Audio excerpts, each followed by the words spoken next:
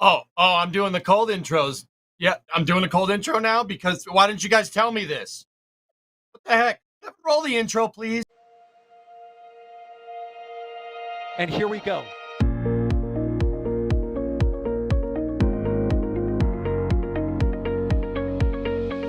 We have liftoff. Propulsion continues to be nominal. R68 chamber pressure looks good. Following up.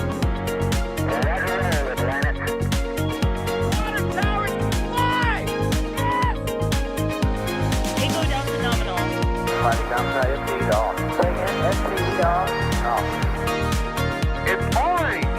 Orange 45! Oh my god! Oh my god! Decollage! What is it? Put that in the big bag, Eagle. 343 unfolds to go. Indeed. We rise together, back to the moon and beyond. The methane will be igniting in the flare, correct? Yikes. You good? Sure. We don't need any more of these.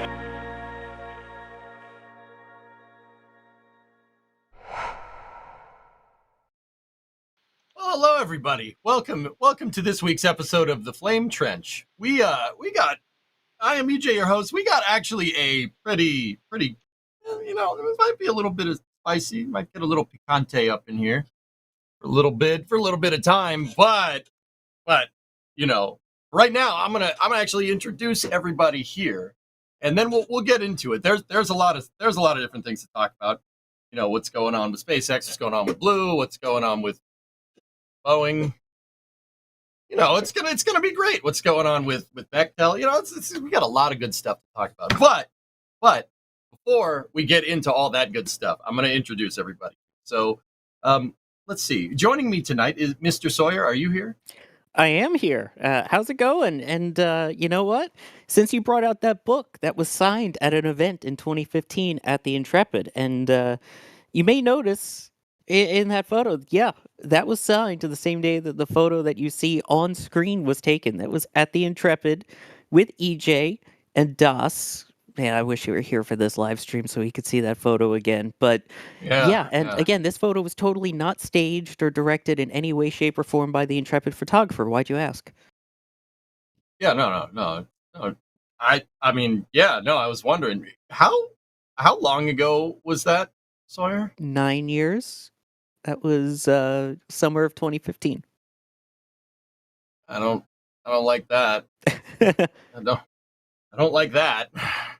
Well, all right. Well, that's good. So, okay, that was a little bit of an existential moment. But anyway, we also have the FAA whisperer himself, Mr. Adrian Beale. Adrian, are you out there? I'm out. I'm not on that picture though. Apparently, I wasn't there. I was 20 back then. I'm not sure if that helps you, EJ. When that picture was made, I was 20. You don't look too excited about that though.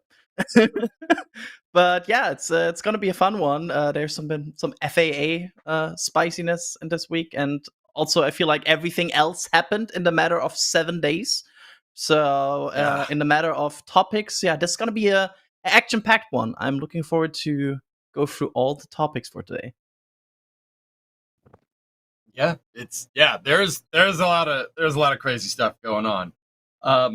I think that's all the hosts, right? Right, Sawyer, Adrian, is it just us three tonight, or we have someone else? I don't know. Here, let's ask Kevin. Is anybody out there? Are you watching the screen, EJ? Watch the screen. I've been on screen for like 5 seconds. Huh? Oh, hey, what's going on? How you doing? Good grief! How you doing? Something must be going on, dude. They roped me into doing one of these. Yeah, I don't know how that happened, but either way, we got Das with us tonight, guys. So this should be action-packed, fun, full of the spiciest. Das is going to bring the Tex-Mex opinions here. Just going to be a little spicy going on. Yeah. Hey, you're looking at me weird, but you understood exactly what I meant. I think that's we've gone too long without adult supervision, and it's already showing. Yeah. Is that why Das is here? But am I the adult supervision? That's a stretch. Who That's a scheduled serious this? stretch, y'all? Jeez. All right. So, hey, look, it's a party now. It's a party. It's Friday night, crack one. Let's get going. So, which topic are we going to discuss first tonight, fellas? What do we want? Where do we start? Do we start with SpaceX? Do we start with Blue? Where are we going with it? What do you guys want to do? Aren't you supposed to be in charge of that? Hey, I was asking. I wanted to poll. Hey, it's rockets. We poll Like, everybody. grab the bull by the horns and start the show, EJ. Just drive it. Just hop in the driver's seat and put the foot on the floor. Be careful what you wish for. We're gonna crash. Yeah, I was gonna say I'm not sure you want to do that. But well, EJ, should you we have start? you have the good, the bad, or the empty. Where would you like to start? I mean, I don't know. You guys probably don't want me in charge of this whole thing. But anyway, empty maybe? Do we want to do empty? Kevin, do you want to do empty? Let's do empty. How about that? Okay. Oh, is that Oh, the right look. image for empty? Well, that's the not empty one. Yeah. Which, No, that's me bringing up the wrong image. But it's Yeah. accurate. You were Hey. accurate. That capsule is empty. I mean, And EJ You're was half looking right. at it in my picture. yeah, you're looking pointed at it. See. Comes with my photo comes with a built-in pointer to anything on the left side of the screen now. All right. So We can still What do start we with got? empty though, right? yeah, So- empty it out. Let's go. Empty is the fact, and I had to ask about this too, but empty is the fact that Starliner will be coming back empty. Since the last Flame Trench, we did get the confirmation that Butch and Sunny will be staying on station till February, coming back with the Crew 9 astronauts. The newest information just coming out is that we know who the two crew members are that will be going up on Crew 9, and that will be Nick Hague finally not having issues going to space for once after issues with Soyuz and crew bumps, and Alexander Gorbanov, the Russian cosmonaut, as part of their seat barter agreement. So the two of them, you've got Nick Hague as commander, and then Gorbanov as mission specialist still. So no pilot or anything like that on this. Also coming up with them will be a spacesuit. That will be for either Butch or Sunny. There is a second one that is already on station. The other new information is we finally have a date for the undocking of Calypso while empty. That is now set for September 6th. This has to be done before the Crew 9 arrival. So basically, when I asked them about this in the press conference, they said in terms of the undocking, it's a simplified undocking procedure. So rather than the whole burnout, fly around, and then leave, basically they're getting out of Dodge. They're going to back away and then get out a lot quicker, leading to a landing in the deserts of New Mexico, somewhere in the White Sands Missile Range area on the 6th.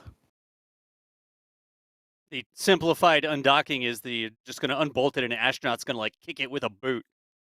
Push it away from the station. That's the simplified undocking. Just like, boom. Like this is Sparta mode. They're just going to kick it off. Oof. By the way, Get out of here, yeah. I found it rather funny that they have like two profiles for undocking, like one that goes above and then the just quicker one. Like I found that rather interesting that there's like two different ones depending on crew, not crew. That was an interesting observation. But yeah, I really feel like we all guessed this was coming the last 1 or 2 weeks. Like the moment there was like, I feel like there was a shift in how they started to communicate. There was this way of them almost like preparing this to happen, especially NASA in some briefings, where it seems, this might come. And well,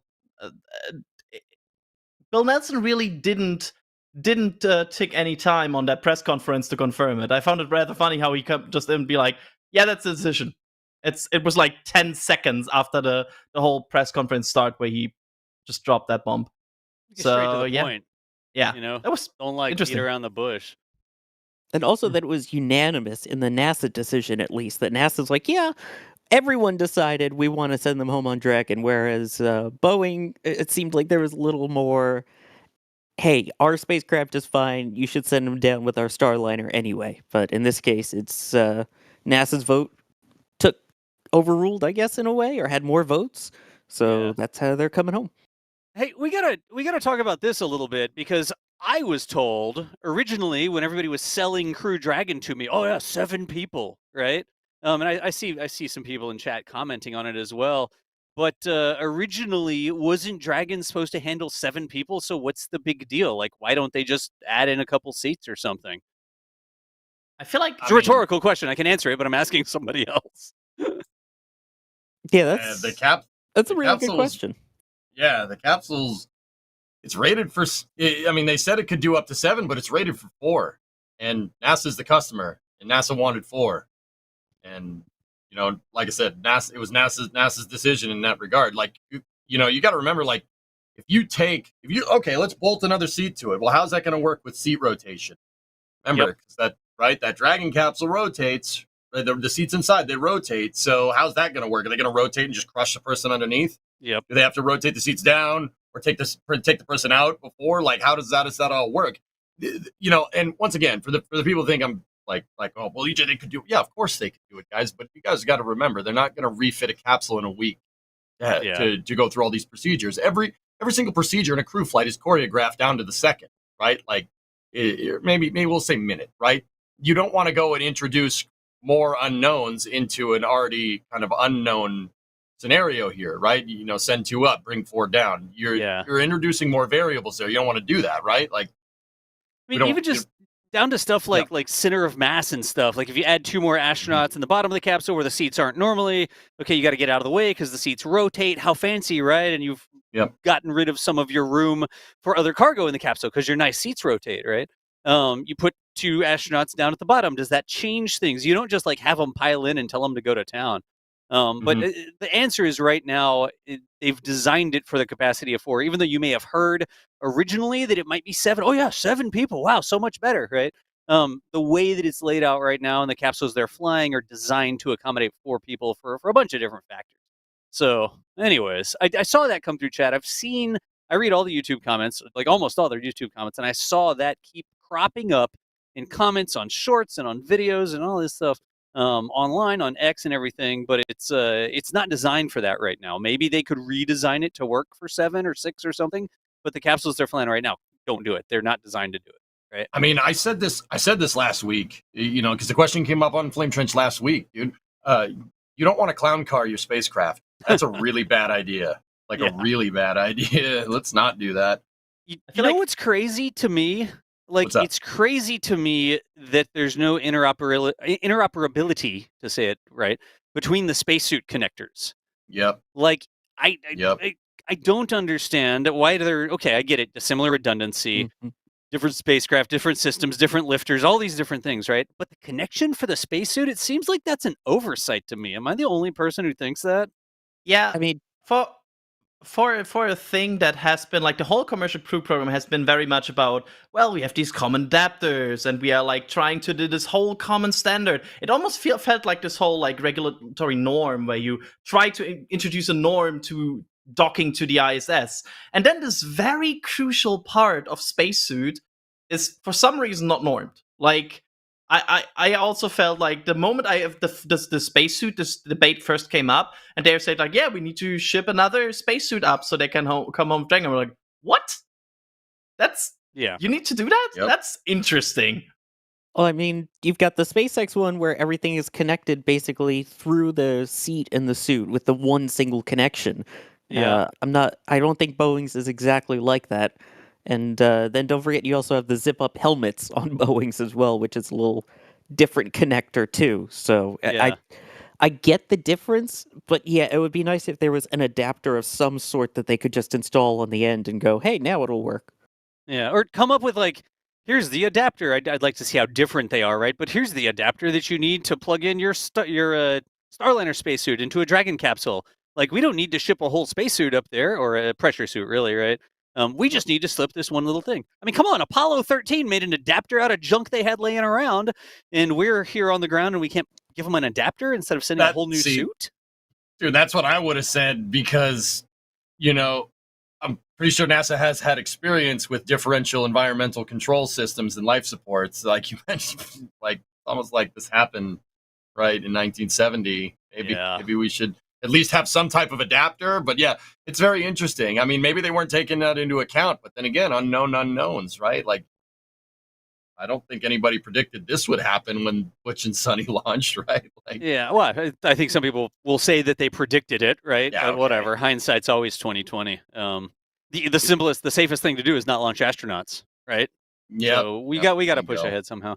I thought it was really curious that we think about these redundant systems more of a whole system thing, like, oh, the task is get someone to space, and that is, here's one rocket and system and capsule that can do it, and here's another rocket and system and capsule that can do it, right? And they're two totally different things with the end goal of being in space or getting people to and from space. Versus, oh, well, could this spacesuit actually connect with this capsule? Like, nobody thinks about it that way because that's not a layer that I guess they analyze the redundant systems at, you know? Yep. Yeah. But it's I also think it's kind of, now that we are in the situation, like we are now right now in the situation where they need to provide something to have this lifeboat ability, right? Now, you would assume, hey, there's another capsule dock to this, so there's a lifeboat ability, right? Like there should be. It felt always like it should be, but now you get into the situation where, like, yeah, actually, not really. We're not really in the position to do that. Like, there's always this wording when, like, yeah, if we have to, we can strap them onto the cargo pallet, and like, but it doesn't feel like optimal to me. I mean, of course, the whole situation is not optimal. That's probably part of it, but it felt to me like this is a bit surprising. Yeah. Also, I did see some questions coming up in chat as well, asking, right now the plan is still the launch on September 24th for Crew 9. As mentioned earlier, they do need to get Starliner away from the station before Crew 9 gets to the station. And yes, they are planning on dropping, space. ironically, freeing up a parking space. Yeah, exactly. Yeah. Dropping There would've ironically been- what, Sawyer? Sorry. Dropping ironically ahead. into White Sands, which has not had anything dropped on it before. So Never we got- mind. Let's just keep going. Sawyer, where So are I you was- going? Is that I a was- Trinity site That is reference it's or right what? next to the Trinity site is the landing Okay. zone. Well, they didn't really drop that. They had it on a tower, but that's a whole other ball of wax. Anyway, continuing on. Okay, so when is Starliner coming back down, guys? NASA announced the date, did they not? Yeah, the 6th. Yeah, the 6th, I think. We got the 6th. So Is it undocking on the 6th and coming back on the 7th, or it's 6/6 or UTC? I mean, I didn't actually look. I mean, technically that would be undocking. That's a good question. Yeah, because the landing time is like 12:01 a.m., so it's right on the edge. Let me double check that. Yeah. Maybe it's just into the time zones. How do they work, right? Anyways, just a couple days, like a week out from Starliner disconnecting from the station, getting booted off the station to free up a parking spot. To summarize it, I guess It's gonna be an interesting post. Like, assuming that that touchdown, not splashdown. You're not splashing down at White Sand. But touchdown, if that goes well, that's gonna, I think, start a whole new level of discussions internally between NASA and Boeing, because of course, well, I think we all hope this goes well, right? It goes well. It works well, even uncrewed, and just works. But I bet there will be some people at Boeing that, as soon as if that works well, come in there and be like, well, told you, and be exactly like that, because I mean, Boeing, we have heard from NASA, Boeing was of the opinion that this capsule could have bring them home. NASA was still diverting opinion here, so it's gonna be there's like a conflict of opinions here, and one of them two will be proven correct here in the assignment of this, or like the assessing of the vehicle status. Yeah. Now, see, Adrian, that's where I wanted to go with that. I wanted to just go around the horn here and ask that question. Do you think it's going to come down just fine? I think it'll come down just fine. What do you guys think? We just go across in order. I'm next. Yeah, Josh, what do you think, buddy? Look, Garrett, our friend Garrett, funny astronaut, Reisman said it best. The best person I've heard say it so far, and it's that he would bet money that Starliner is going to come down okay. but he wouldn't bet his life on it unless it was absolutely necessary. And that's the difference between, money you can get more of, your life, not so much, right? But he said on an interview that he would bet money that it's going to come down okay, but he would only bet his life on it if it was absolutely necessary. And the situation we're in is that you don't have to bet your life on it, right? Yep. The only thing to be gained is somebody's ego here. Like, oh, SpaceX gets ego if they bring them home safely, and Boeing gets ego if they bring them home safely. I don't care who gets the ego. I just want them to come home safely, right? Mhm. So Yeah, in this absolutely. specific situation, it's not a requirement to bet anybody's life on this. And No. that's a fantastic situation to be in because we have the SpaceX Dragon as well. So put them on the Dragon, bring it back down. If it goes well, fine. If it doesn't go well, hey, good, but most likely going to go fine. Who knows? You just don't have to bet anybody's life on it, even though you could, right? Yeah, you don't. Yeah, what I've been telling people over on my end on Twitch is NASA. I mean, I've been saying this since we first heard that they're going to stay on like another week, right? Yeah. I've been saying like they're 95% sure that capsule will come back just fine, but 95 is not 99. You know what I mean? You have to be 99% sure when you're going to roll the dice with somebody's life like that, right? It plays right into what Garrett Reisman said. It's perfect. It's You don't want to mess with that. Look, hey, Tin Man over here in chat, Boeing's autonomous software will most likely fail because the ship was designed for human operation, right? Not true. That's not true at all, right? Does everybody understand the situation with the software? They can patch it. They had a configuration that let the spacecraft operate autonomously. That's happened, right? That's worked successfully. And then when they put humans on board, they changed it to a different configuration that allows it to operate with humans. And it's the whole idea that if I'm aboard the spacecraft, I should be able to save myself, right? I should be able to grab the stick and, whatever. It's a different configuration. But rolling it back to the other configuration that's software only, it's not like they lost that ability. It's just that if they put that config in, they need to verify it. They need to make sure that everything's cool. It's not just assume that the spacecraft of today matches the config that flown 9 months, a year, or whatever ago, right? You have to put it in, and just like any software change you make sure that it's still good. So everybody hemming and hawing about how they forgot how to fly it autonomously, that's not true. It's just not accurate to say that, It's the flame trench. That's why I'll say it this way. Dude, if they're going to adjust the separation trajectory from the ISS, why if they can change that, why wouldn't they be able to change anything else, right? I think it's a poignant question. Anyway, Sawyer, do you think it's going to come back down, dude, in one piece? I mean, personally, I think it's going to. The quote that Dust mentioned is absolutely perfect way to put it. This is also one of those situations where you'd rather say, see, I was wrong, it didn't burn up. Because if it does, then you have even more of a problem. And then that brings the question of, if you were to have the people in it and it comes down and there's a problem, that's a horrendous day. So that's one where I hope it makes it down, and I hope the people were wrong who were saying it's going to burn up on re-entry. Yeah. Adrian, what about you? Yeah, I think it's going to just fine. I think there will be some, as always with these demo flights, there will be some review items and some things that NASA and Boeing will talk through.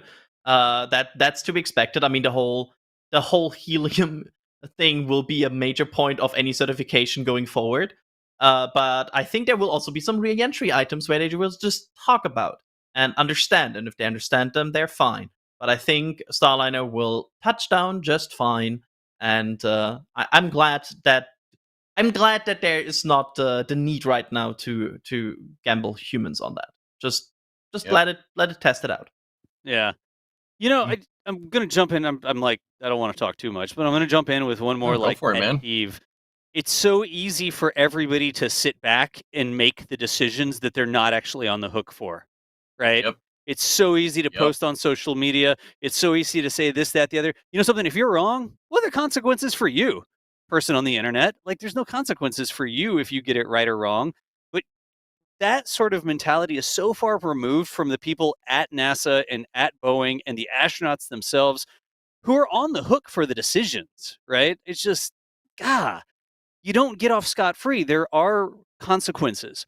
And so if you don't have to make a risky bet, why would you make a risky bet? Even if you think it would be fine, you don't have to make that bet. You just go with bringing it back on home on Dragon, right?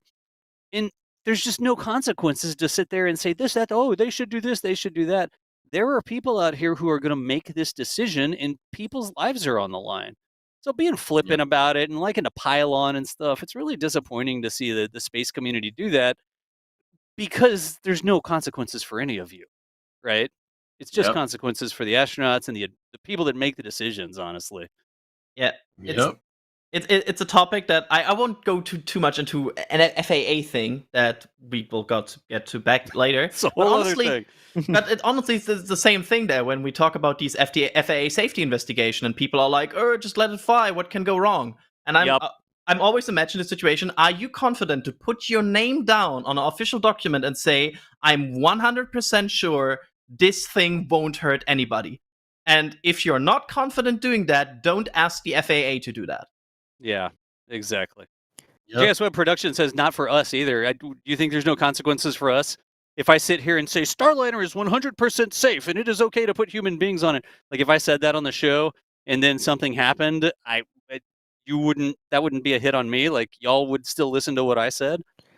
And it's also worth pointing out again that you had Bill Nelson flat out say what Starliner will fly again 100%, which talk about going out on a limb there. I mean, I guess they paid for the mission, huh? So true. They're about 2.4 billion in the hole, man. Yeah, I hope they would fly again. Jeez. I see that's if there's a scenario where Starliner doesn't fly again, I from what NASA has been communicating, I don't think it will be NASA's side.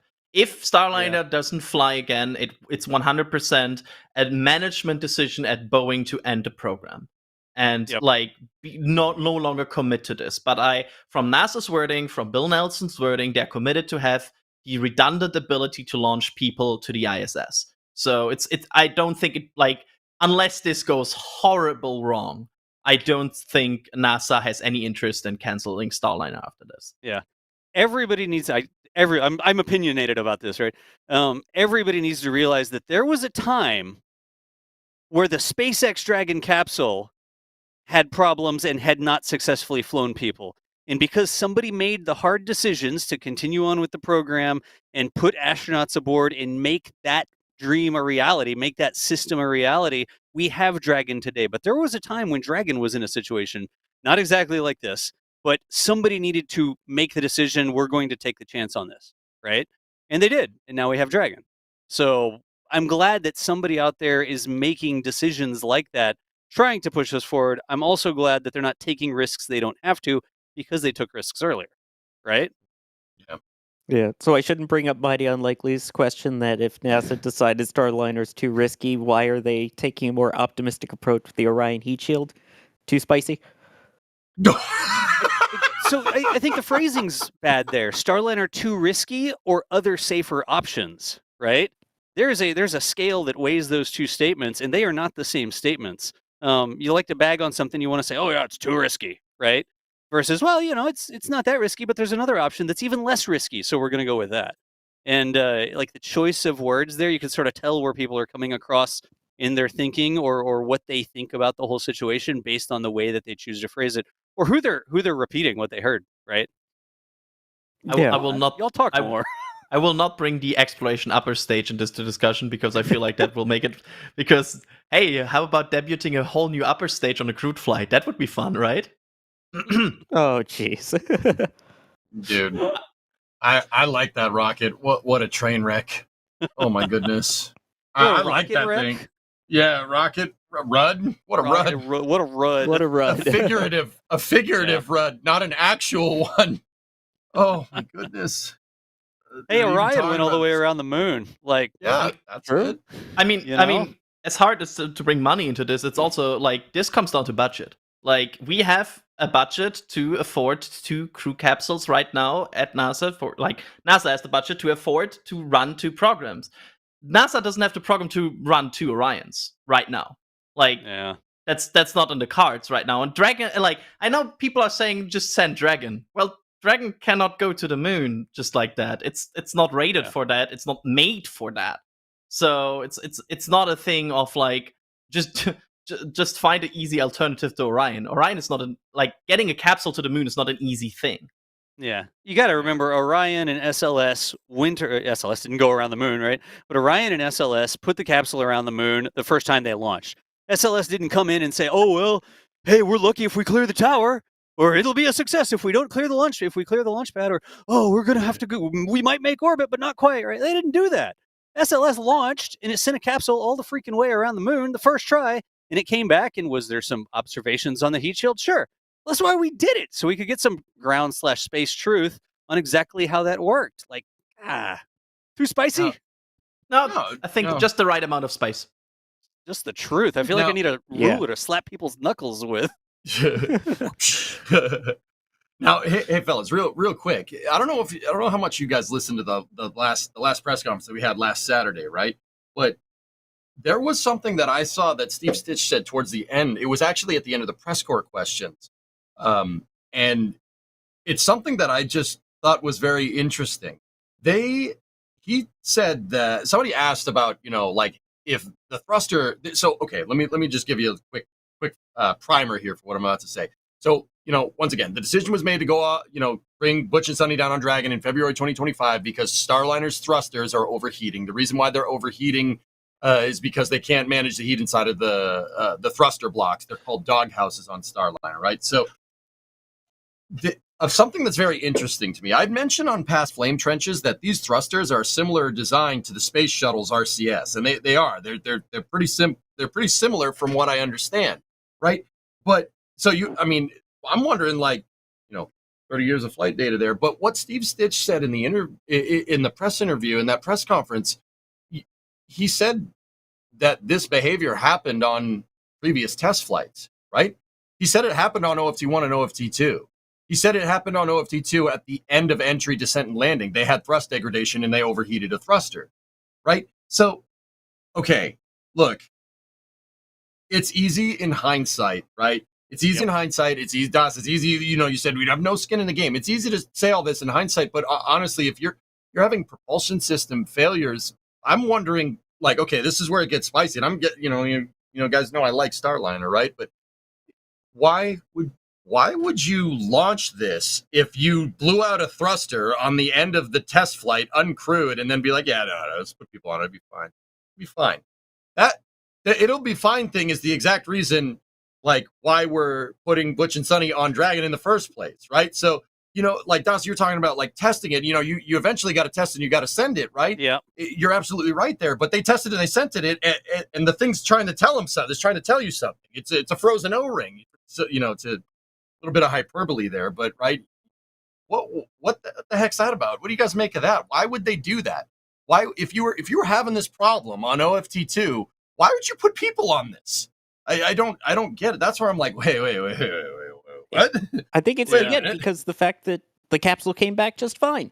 So it's that kind of assumption of if we've seen it before and the capsule came back, then everything's fine. And unfortunately, we've seen that before, and we know what happens when you get too complacent. And I think that may be a little bit of what contributed here. Obviously not the whole thing, but a part of it. Yeah. I think it's tough to know without reviewing the exact data and the exact time that it came in, right? But it'll be fine is a normal part of spaceflight. It's just that there's a huge gradient in saying that, right? There's it'll be fine, 1202 alarm. If it doesn't recur, just go ahead and freaking land on the moon. And then there's a thruster didn't work, or somebody thinks this about a seal, or, there's this huge gradient. And without knowing exactly the information that came in and exactly when it came in, this will be fine as a real simplification over what was said. You know what I mean? Yeah. That's tough without sitting down and looking at hey, and I don't have this, which is why I'll say it out loud. On this date, this exact result was said, and then this exact test happened. I don't have access to any of that specifically. I'd assume somebody was. But for me to go back and comment on, they knew this at the time and they didn't know this at the time, it's so easy to do in retrospect. Right. Yeah. And it's different than making the decisions in real time, before everything comes to light. But you got to find the balance. You can't not do anything. You'll never get anywhere. Right. You can't do too much and be too risky. Right. And there's a line in between those two things where you need to fall. And it's always something that you got to work on. So I feel like I mean, dude, I understand we got the benefit of hindsight here, but honestly, if your propulsion systems are having problems on a test flight, I mean, obviously that's the time you want to find those problems. If you do nothing about it, I mean, not saying that's kind of the reason that they're in the position that they're in right now, but that's kind of the reason they're in the position that they're in right now. I think the Just problem, putting it out there. Like, I think the problem for me would be not that it happened again, because there are issues on spacecraft that happen again and are understood. Look at, for example, the Atlas V rocket with the launch. They had this whole valve situation where this valve was starting to cycle a lot, and that scrubbed the first launch, if you remember that. But they chattering valve, yeah. But they quickly mentioned that, and we're like, yes, we understand this problem, and we understand where it's coming from, and it's just a problem because of these special conditions on the crew flight. They understand where it's coming from, what the implications. And I think for this situation, I have not the problem with, hey, it happened again, but the way this has been treated, it feels like they don't understand fully, like, where it was coming from and what full implications and everything had, because obviously on the NASA side, NASA looked at it and we're like, hold on a minute. Like, do you fully understand the applications of it? Do you fully understand, is this safe? And that's my problem with this. Why was that not fully understood? Yeah, that's what I'm saying. Like, I want to, I've been saying, like, it's just an experience. It's a new capsule. Testing in the vacuum is tough. Well, they've tested in the vacuum before with these thrusters, and they blew out. They had thrust degradation. What the heck? I don't have any space program. Das, you said, I don't have any skin in the game. All we have is my word. And people, if I say something stupid, I mean, it's me. So, I mean, people are going to hold you to it, right? I have the court of public opinion to judge that. But also at the same time, man, if my spacecraft is having problems with its propulsion system, I'm not putting people on it. I'm just trying to put that out there. Like, that's not like, I don't think that's something that we have the benefit of hindsight. Like, it's like, oh, well, I wouldn't have done. No, dude, like, I know enough about this stuff that if my propulsion system, which are vital for the uphill and the downhill ride, are have this behavior where they can blow out, why I would not put people on it. No way. Yeah. No. We'd figure that out real fast. That's what I was seeing, EJ. Like, yeah. My propulsion system has a problem is a very broad statement, right? Yeah. And exactly what did they know about the exact problem? I got you know what I mean? You know what I mean? Yeah. It's easy to say propulsion system has a problem. I'd love to see the data, but I would just be hesitant to try to form an opinion on it because my opinion is not very informed. I don't have access to that data to look at and be like, y'all knew that this is exactly what happened, and it was understood that was having a problem, and then nobody did a test. Somebody just signed off on it or said it wouldn't happen. Like, whatever. I don't have that level of detail, and it's hard to say. Like, if I did it, I could sort of come up with what I think I would have done to understand and categorize and classify and familiarize the problem, right? I don't know what was done and what wasn't. So we rapidly get into the armchair quarterbacking, where it's like, well, we don't really have all the data, so it's really tough to say one way or the other, wow, what the heck actually happened, Yeah. In any event, need to continue pushing forward. I know that they have a consistent goal to have multiple systems. We don't want to have to go overseas to ask anybody else to launch our astronauts, right? And having more than one way to do that is not a terrible thing. But we'll have to see what comes of it when it comes home. Cards will be down on the table, coming blaring through the atmosphere. So imagine having to go overseas to launch your payloads or astronauts. That would be embarrassing for a space nation, right? Sorry, Adrian. Found the European on the call. Like, well, hey, it happened to us in 2011. Just saying. Yeah. For 9 years. Just write some laws that say that your payloads have to be launched from Europe, Adrian. I'm not sure if that would work for us right now. We have like 12 rockets a year. Oh, yikes! And even then, they don't launch from Europe. They launch from Central America, South America. Technically, France. Technically, France. Nice. Geographically versus politically. Yep. Oh, jeez. By the way, we've got a poll that's been going on. Starliner return right now in the lead by a long shot is it'll return with some issues but get back, and major issue and totally flawless are tied at 16%. Interesting. Oh dear. Huh. It's an interesting bell curve. Yeah. No very strong curve. Yeah. A 3-point bell curve. I like it. It's low, high, low. Yeah. Yep. It'll be interesting. Like I said, at some point it's going to come back down. All of our pontificating and opinionating and posting on social media and everything for everybody who doesn't actually have the responsibility to make this decision. We'll see what happened. I mean, you never know. But I'm glad we continue to take some reasonable amount of risks. At some point, you got to put your foot down and say that was a stupid risk. We're not doing it again on some things, and we'll see which way this one falls. Yep. Speaking of polls, I'm being told that we are ready for a certain announcement. Oh, no.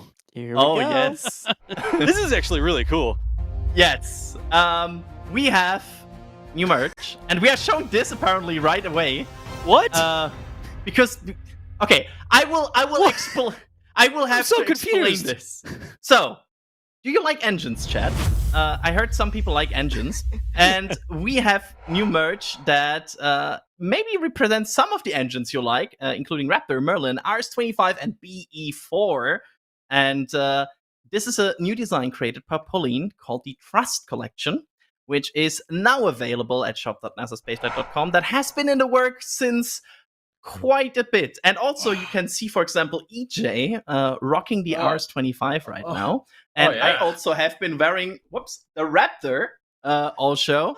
It was planned that maybe other people here would also wear shirts, but certain shipping companies didn't deliver in time. No, I've got mine on, Adrian. Oh? I've totally got mine on. Look. Wait, Kevin, here, show me. Look, wait. Wait, look. I've got my merch on. Hang on. Oh, no. I just got a sticker. You shipped me a sticker and my shirt didn't get here, so I just put a sticker on my... It's an Elite Dangerous shirt underneath. It's just... All right. But is that another... am I leaking something there because I have a sticker? It's not ready yet, but it's coming, Das. You shipped them to me. Yeah, maybe to assess the quality of something.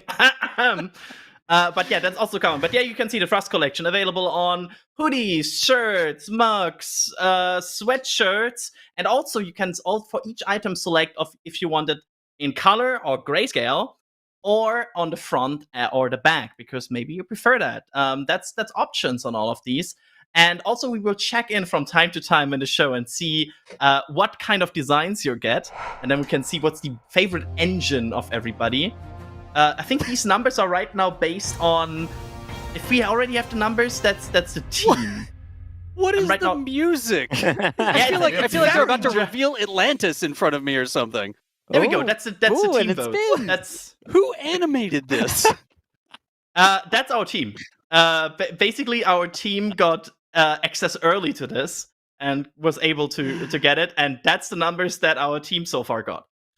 So let's explain. The numbers on the screen are the percentages of each design that have been purchased, and they'll update in near real time, not real time, but near real time, over the course of the show here. So if you're interested in, it's gonna fly away. If you're interested in the new merch, we will revisit the epic music there on occasion, and we will see how the polling is going with the different designs based on the number, the count that's bought by each, the percentages. Right? I get that right? Yep. There we go. Near real time. We'll check back in on that occasionally. Adrian, dude, you and the merch team, like you and Pauline specifically on this, it's so much work to get stuff like this done. Adrian's up like all hours of the night, like I only have to make 10 more designs, right? And massive thanks to y'all for all the work you put in to make these cool designs going. Available in the shop and ready for people to purchase, especially with all the options. Like I don't really like shirts that have the logo really big on the front. Like I almost want it to be like really big on the back, right? And a little logo on the front. And so Adrian made it work that way. But some people like the logo real big on the front. So Adrian made it work like that. Some people like color, some people like grayscale. And it's all the hard work of Adrian in the shop team. I say Adrian in the shop team. It's Adrian, basically, when it comes to putting it in the shop. So thanks, Adrian. Thank you so much, and shout outs to Pauline again. Like, yes, Pauline's designs, as always, rock. I mean, look at like that design rocks, and they have like cool taglines and everything. We were like looking at. Is it gonna play the music every time we check in on it? Oh God, it didn't change. It's the same, Kevin. It has not updated yet. What's somebody coordinate this better? What's the tagline on EJ's shirt say? Shuttle Legacy, Artemis Destiny. Oh wow! Shuttle Legacy, Artemis Destiny. I like that. Shuttle Legacy. Oh, okay. Yeah, it's pretty good. What was Raptor? Raptor was Raptor is pushing the limits of physics. Oh wait, we might have one. Hang on, EJ's gonna hold something He's got up. Look, BE4, right? Is the other I got one? BE4. What does BE4 say? E4 says less pressure, more space, because they have talked about their less chamber pressure, but they are on 2 rockets. It also sounds more like they have less aspirational timelines than anybody else. Dang. We'll cover that more later in the show. Yep. Dang. What I should probably do in the meantime, before all of the 20,000 merch messages come in, is thank some people who've shown their support here. Do it. I like Do it. one of them. Jeff maybe comments in chat, says Raptor tagline: "This shirt is outdated." Adrian, was that designed on Raptor 3 or Raptor 2? That's Raptor 3, but I don't want to talk about the tagline of Merlin recently because that design process started. Yeah. So, thanks. I will a bit of a behind the scenes. We were planning to reveal this on this week, and then on the week where we want to reveal a design that says "Thrust you can trust." You can trust. No, SpaceX has a landing failure. Thanks, SpaceX. Well, hey, I mean, to be fair, we're going to talk about this, but maybe it's not the thrust that you couldn't trust, right? Maybe the thrust is quite trustworthy, and there are other things that are less trustworthy. So, Yeah. We'll talk I about think it. that's fair. I honestly don't think that's fair to say. Other things that are less trustworthy. I think they learned something new. What are we talking about next, by the way? Oh, but I was gonna say. Go ahead. I was just Sorry. going to go through the support queue really quick Oh here. yes, do it. Do it. Yes. El Mary, thank you very much for the support. Super chat without a message, but still appreciated. Michael Oliver, thank you for becoming a Padrat member. John Flommerfeld, thank you for becoming a Padrat and then upgrading to Red Team member. I don't think they're showing on screen at the moment, but I'm still going to read through all of them. Read it faster. Telstar86, thank you for gifting 5 Red Team memberships. Michael I'm just Zimmerman kidding, you don't have gifting to. 20 Red Team memberships. Holy cow, thank you for the support there. Devin Waldron, thank you for Slow upgrading to down. Red Team. Sheriff Tracy, oh, the best Tracy, thank you for gifting 5 Red Team memberships. Bob Smith, the Thrust merch music makes me want everyone to have their own walk-on music. I'm thinking Michael Jackson for the Bulls, or MJ for the Bulls. Not Michael. I just want to say, Sawyer, chat may have already broken our overlay. I think that's why they're not loading. That would do it. I mean, the first Oh, one good that grief. was Nolan, so props to Nolan for getting their first message in of the first purchase of the new merch now that it's public. Did they break the election results, Kevin?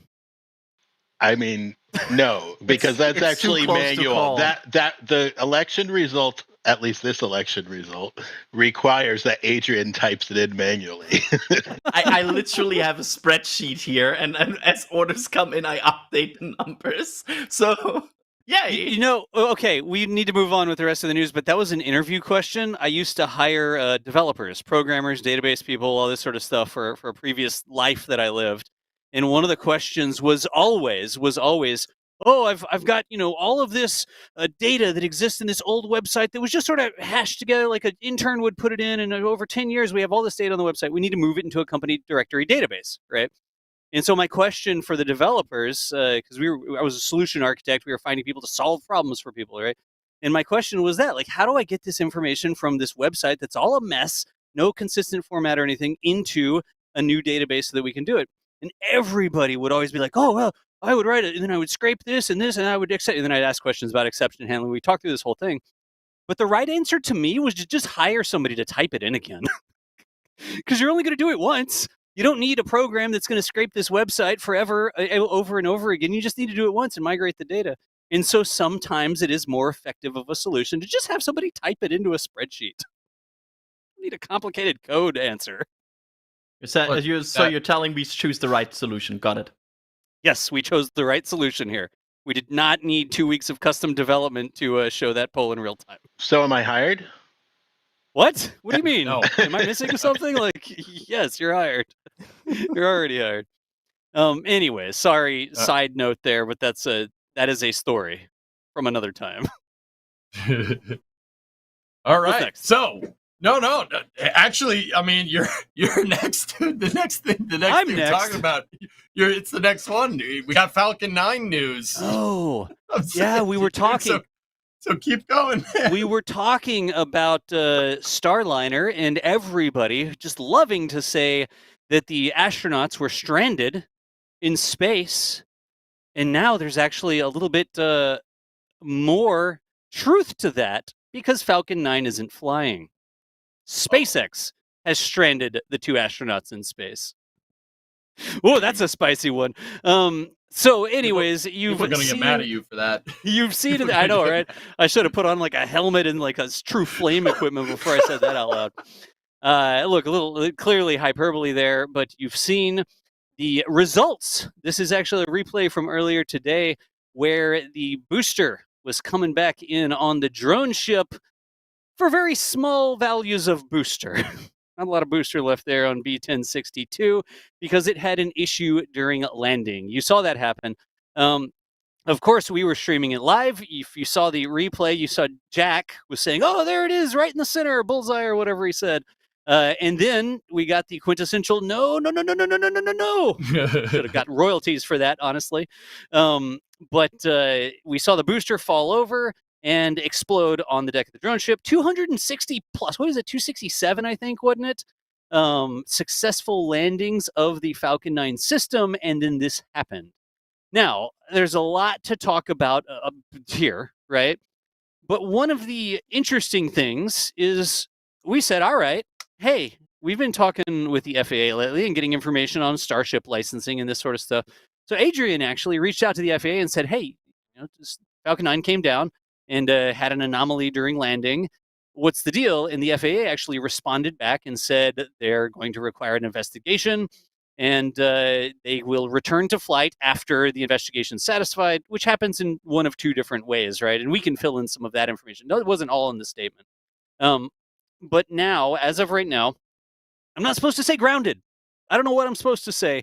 Falcon 9 is not grounded, but in order to return to flight, Falcon 9 needs to either complete an investigation or complete an assessment that says that the public safety was not endangered at any time during this. And that has sort of like bang on impacts down the chain. The joke there, of course, being that Falcon 9 can't fly to go rescue the astronauts on the space station. Well, maybe there's a little bit more evidence that they're stranded there when previously they might not have been because Falcon 9 could save them. I'm joking about that.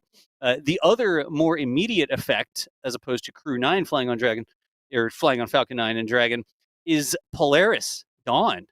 Remember, we had Polaris lined up on the launch pad. We got within the day of thinking that thing was going to fly with the crew aboard, high altitude, first private EVA, et cetera, right? That got delayed to a problem with a very small molecule in a plate somewhere. Heard that anywhere before. And now that they squeezed this Starlink in and they found this recovery problem on the Starlink mission, and that means that they had an unexpected loss of the vehicle because they're trying to land these things, airline-like operations, right? That has air quotes grounded, or they can't return to flight until they finish this investigation. So that's live right now. Is that live right now, Kevin? It says live. Yeah. So anyways, Polaris Dawn Polaris Dawn is not launching right now, right? Interestingly, on social media, we saw Jared Isaacman, the commander and sponsor and benefactor of the entire mission, being very adamant that the long pole or the driving factor for Polaris's launch is the recovery weather. And it's super important here because recovery weather, they're not going to the ISS. They don't get to go up there and camp out in the tent for, I don't know, till 2025 and come back whenever. Polaris Dawn is going to go to their high altitude and needs to come back. It doesn't have a safe harbor like the ISS to hang out at for some indeterminate amount of time. So if you launch today, you need to make sure that your splashdown weather 5 days into the mission is still good to go. And that's why that's one of the reasons. That's what Jared is saying. The reason the thing that's sort of driving their launch schedule now isn't a problem with Falcon 9. Sounds to me like Jared has been in direct communication with SpaceX and knows what's going on there and is comfortable with the explanation for that landing failure, the recovery failure, right? But the weather, there are multiple tropical systems forming in the Atlantic right now, and those tropical systems are going to come over Florida in the next, week to 2 weeks. And when they do, you can't be landing your crew capsule in a hurricane or tropical storm or bad weather even. So Polaris Dawn, let's summarize it all. Polaris Dawn's delayed primarily due to weather, but also due to the investigation that's ongoing with SpaceX. That Falcon 9 Starlink that they sort of slipped in there in between the Polaris Dawns having the problem on landing. And then the FAA saying, hey, that was an unexpected loss of vehicle. Let's make sure everything's cool. Now, I'm going to talk a little bit. I want to jump over to the side here because I've been, again, keeping our comments, like keeping our finger on the pulse of what's going on. And we put out a video. Alex and Ryan did a fantastic bang-up job. As soon as we saw that happen, Alex was putting together a script, getting together facts and assessment on what happened, and then Ryan knocked it out of the park, like solo one-man band, recorded the video, edited the video, and put it out, and we did that really quickly after it actually happened. So we sort of analyzed some of that stuff, right? But the question here is, how quickly can SpaceX return to flight? And to answer what you're probably saying in chat, why can the FAA ground a booster for a recovery problem? It's a recovery-only problem, right? So, look, it's Ryan. Check it out. Oh, Adrian was involved as well. You can remind me, Adrian. Jeez. Adrian did a good job, too. Just say it out loud, dude. I was not going to throw you under the bus here in the live show. That's fine. No, it's fine to correct me. Like, Adrian worked on that video, too. I worked on it, too. What? In spirit. In No, I didn't work on it at all. Sorry, guys. So let's talk about the return to flight. We've gotten a little bit of information. You might have seen Chris post about it on X, that it sounds like multiple sources are making this seem like it's a pretty well understood thing, and they hope that they can return to flight pretty quickly, right? That's one thing, okay? Why does the FAA care? This is the thing that I've seen, even really intelligent people, I've seen a lot of people really missing this, right? Falcon 9 didn't endanger the public here because it was downrange, the drone ship landing, right? Middle of the ocean, huge exclusion zone, things not flying over Disney World or anything like that. And so the public was not in danger. Good. That's fantastic. It's great that we do the drone ship landings, right? But the Falcon 9 system also RTLSs. It turns around and it flies back towards land. It turns around and it literally flies back towards Disneyland. To continue the joke a little bit, it should never reach Disneyland, but Cocoa Beach is right there. So if something happened with this landing, the recovery, and it caused the booster to be destroyed shortly after landing because the landing was too hard, watch the video if you want the full analysis, right? You got to understand exactly what went wrong. And you have to make absolute sure that whatever that recovery problem is that caused the booster to impact the deck at a faster velocity than it should have, which snapped a leg, which made it fall over and burn down, sink over, and fall into the swamp or whatever, right? You have to make sure that whatever caused the booster to hit the deck faster than it should have is not going to make the booster lose control and miss the LZ if it's RTLSing, or lose control and veer off course and hit some other part of the Space Force Base, or Cocoa Beach or something like that, right? I think it's super unlikely that any of those things would happen, but until you know exactly what happened and you say, yes, this is what happened in this failure, it is only going to happen here right above the launch pad, and therefore it won't affect RTLS or anything else, and public safety will continue to not be compromised in any way, then you really need to take a pause and make sure you've done it. I've talked enough about this. I will continue to talk about this, but let's bring the panel in and see what some other folks here think about the landing failure. I'm just going to go left or right. EJ, we're over here. What do you think about all this? Like, should it be air quotes grounded? Is this like a total, like, what the heck? What a waste of time. What do you think? I don't think it's a waste of time. And the reason why I don't think it's a waste of time is because, look, that thing, 1062 hard landed on the drone ship. All right, and keep in mind this is just my opinion. I'm just saying. I'm just calling it with what I saw. It obviously came down too hard, hit the deck of the ship and snapped the leg, and then tipped over. Right now, why? Why did it do that? So something's wrong with your landing burn. What is kind of there's this thing that's at the bottom of the rocket that's kind of useful for making sure you don't smash into the drone ship.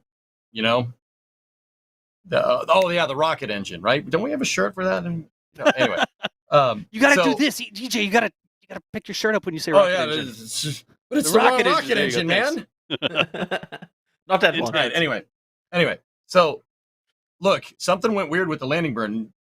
If something's, if there's a funny with your propulsion at this point, you probably should take your time and figure out what's going on there, right? Like, I think if there's something wrong with the engines, I think the FAA is more than justified in doing a mishap investigation, right? Because this isn't just the thing coming down nice and soft, shutting the engines off, and then the leg snaps, right? The leg was old and fell over. Like, yeah, it's not that. It's clearly not that. This thing slammed down hard, and the engines are belching fire out even before the landing legs are touching the ground. Yep. Something's weird with those motors. Now, once again, or something's weird with the burn. Like, folks, watch the video because they did a fantastic job analyzing it. And we compared previous launches and previous landings, right? The touchdown velocity, what the telemetry on screen said when the rocket touched down, and we sort of showed that this touchdown was significantly harder. It was moving significantly faster than previous nominal touchdowns, and that's the kicker. Yeah. It hit the deck hard, the leg snapped and it fell over. We don't really care that the leg snapped and it fell over. We care, why did it hit the deck harder than it should have? It didn't slow down enough. I already see people in chat. Oh, there's nothing wrong with the engines. How do you know? After 23 flights, how do you know? I think SpaceX knows. I think SpaceX knows whether this was an engine thing or a guidance thing. Or you got to prove it. I bet you SpaceX knows, and so the question becomes, exactly, EJ, prove it. Like, hey, just put the documentation together so everybody understands what's going on. And let's go into the other. I see chat got it in one about the RTLS. We'll talk about that in a second. Let's go on to Adrian and see. Adrian, what do you think about this, dude? First, I want to quickly mention something because I saw some people being confused about why didn't this happen on previous launches, previous landing failures. And I want to go back to the landing failure of February 2021. That was the last landing failure Falcon 9 had. And after that, on March 2021, the new regulations of the FAA, in cooperation written with SpaceX, ULA, common launch providers, they basically helped to create this whole new manifest of how to make a launch license. These came up 1 month after that, and that changed the definition of a mishap investigation that previously gave the FAA a bit of wiggle room what a mishap is. The new one specifically have one criteria that says permanent loss of vehicle. That's like one criteria in there. It says literally like permanent, like unplanned permanent loss of vehicle. Yeah, sorry. Yeah, unplanned is the kicker because everybody's, what about expendable rockets? Well, expendable rockets, A, don't RTLS, and B, are a planned loss of vehicle. Yes. And this was unplanned. So it's totally based on the new definition. Like when you look at the mishap investigation definition, it's like, yeah, of course, that's hitting the definition of what is a mishap. My overall take on this is I'm kind of like, I kind of expected this to go this way the moment it happened. Like we talk a lot about the FAA because that's a thing we have talked about the past a lot. At the moment it happened, it was like, if you know the new regulations, it's pretty likely the FAA wants an investigation. However, I also think this will be a very fast return to flight because based on everything we know and based also on some SpaceX engineers going on X and talking about it, it seems SpaceX is kind of closing in on a root cause or understanding this in this way. I bet they already know. Yeah. I bet SpaceX already knows. I can totally tell you, like, I'm having my Gmail open here. Like, I could see there's a Starlink in theory in, I think, about 8 hours. And that's currently scheduled still. So I'm totally having my Gmail here open because I expect like a safety determination from the FAA to come in any minute at some point. That could happen. That's I mean, it could take a few more days, but I don't think it will take 3 weeks. to Falcon 9 to fly again. Remember, y'all, the safety determination is one of the two outcomes. One is the investigation gets completed, and that's like the longer process. But the other alternative for return to flight is the determination that the public safety was not endangered. And that's when y'all said in chat, oh, well, then restrict RTLS until the investigation is done or something like that. I think that's bang on. I think that SpaceX could go back and say, hey, you know something? Here's what we think it was. We're going to do the entire investigation. Of course, we want to make sure we understand exactly what this is. In the meantime, as long as we're flying these things out to barges, there's no way that the public safety is endangered. So we're going to keep flying and do the barge landings and just not do any RTLSs until the investigation is complete or we're further along or whatever. Sawyer, we got to get Sawyer in here too. Where's Sawyer at? I'm here. Okay. Here's my thought, and this is something else that I wanted to bring up, is the fact that you were talking, Adrian, about the revision to the launch license, and talks about the whole loss of vehicle. Important note that it also says during flight operations. So I've seen people say, well, B-1058, that toppled over and there was no investigation for that. Well, that's because it encountered rough seas. It had landed successfully.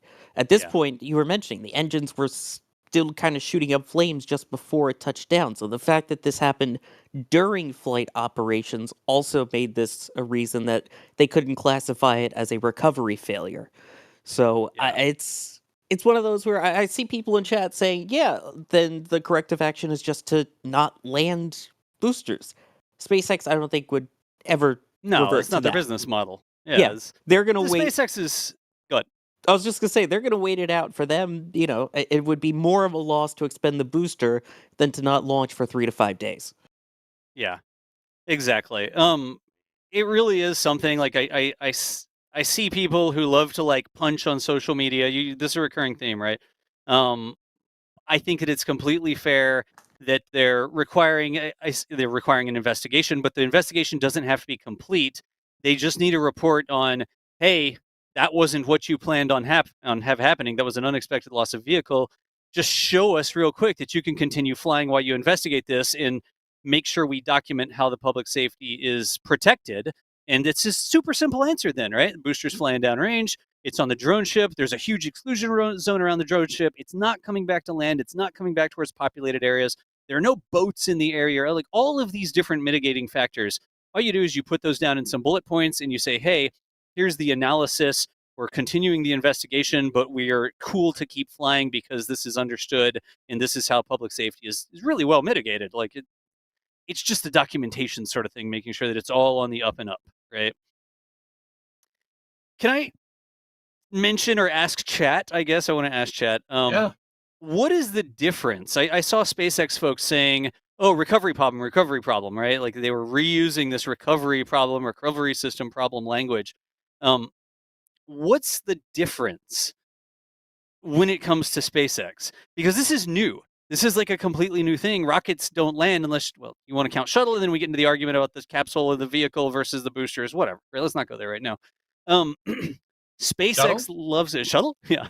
SpaceX loves to talk, and everybody loves to talk about these airline-like operations, right? Oh, rapid recovery, we land it, we reuse it, airline-like operations, right? I'm not calling a plane crash a recovery failure. Right? That's not a thing, y'all. If somebody was crashing, I'm going to say Airbuses into the ocean, just to avoid that whole topic. Yeah, good call. If somebody is crashing Airbuses, uncrewed Airbuses into the ocean, and that's not a thing that's supposed to happen, is that a problem for y'all?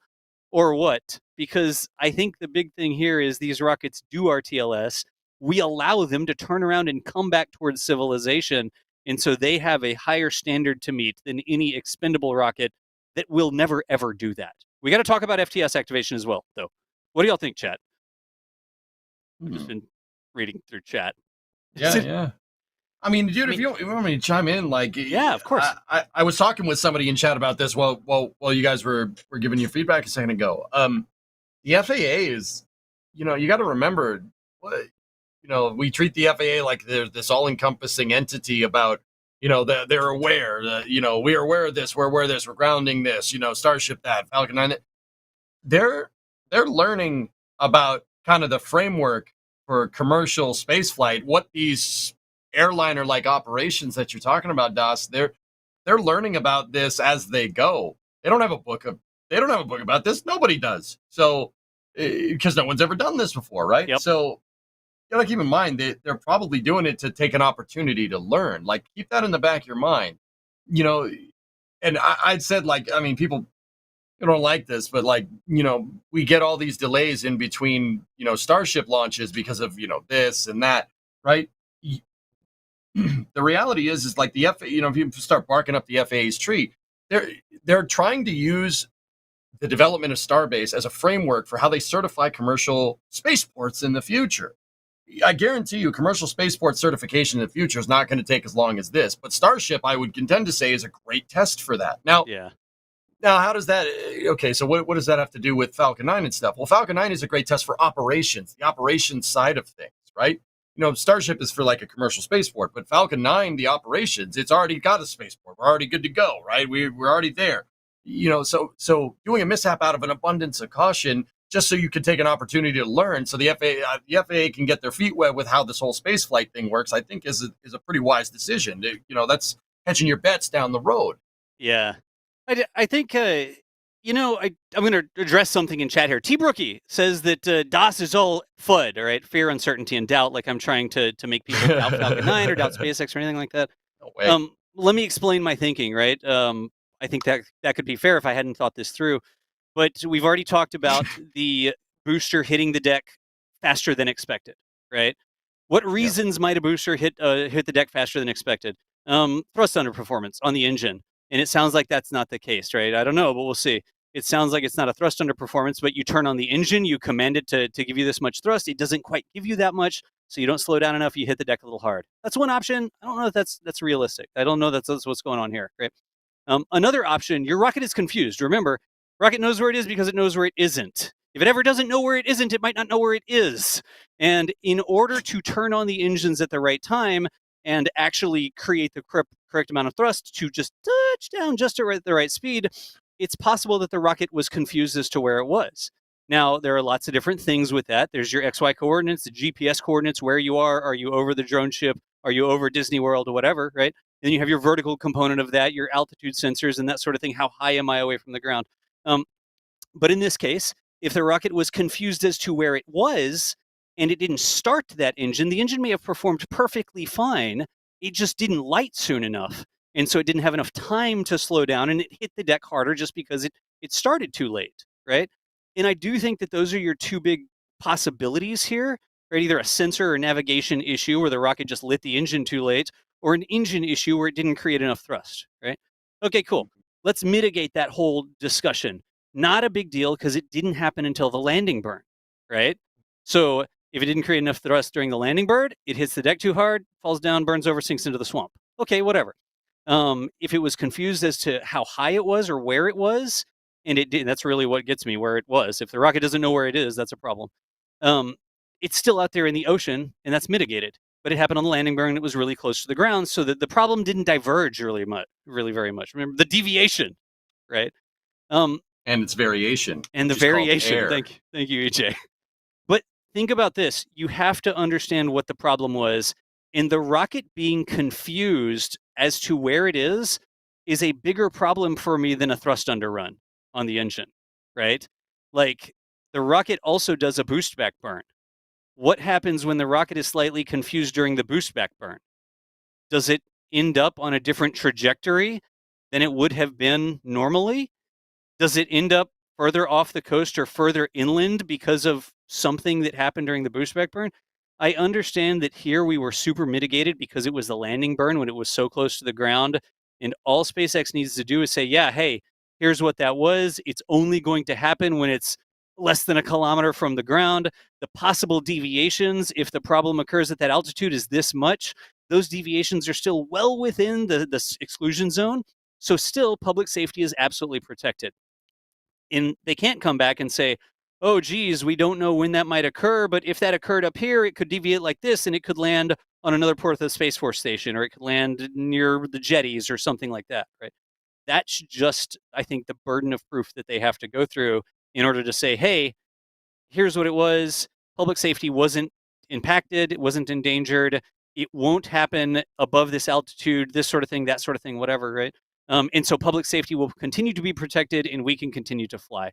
Like, I don't think that that's fear or uncertainty or doubt, any of those things. I think that it's like an engineering analysis based on what the possibilities could be. And it's really easy for SpaceX to come back and say, here's the data, here's how we're protecting public safety. I think we can get back to flying. Am I crazy on that? Anybody else think I'm crazy? I'm scrolling down chat now. I agree with you about SpaceX showing their findings and stuff, dude. But I'd say it's much more likely to be some kind of hardware problem here rather than an avionics problem, right? Falcon 9 has done many landings, but then again, the avionics is easier to change. You mean like hardware, like a sensor or something like that, versus avionics is the software component. You're talking like a bad sensor, not bad software. I mean, exactly. Either way, I do agree. I do agree with what you're saying. Hardware, software, But I'm just turning it over while you were saying that. I'm like, you're not gonna. Merlin engines are super reliable, right? They're super reliable. Says it on the shirt. Yeah, it's super. Yeah, it says it on the shirt. Trust you can trust. Right? There you go. Yeah, they're super reliable. It'd be unlikely to be like a design flaw or something. It's definitely not a design flaw. And we know that SpaceX, adjusts their trajectories with Falcon 9 here and there, so it could be a trajectory change. Yep. But this thing, why would the trajectory change comparatively to like a relatively recent Starship or Starships? Too many stars. Starlink mission, right?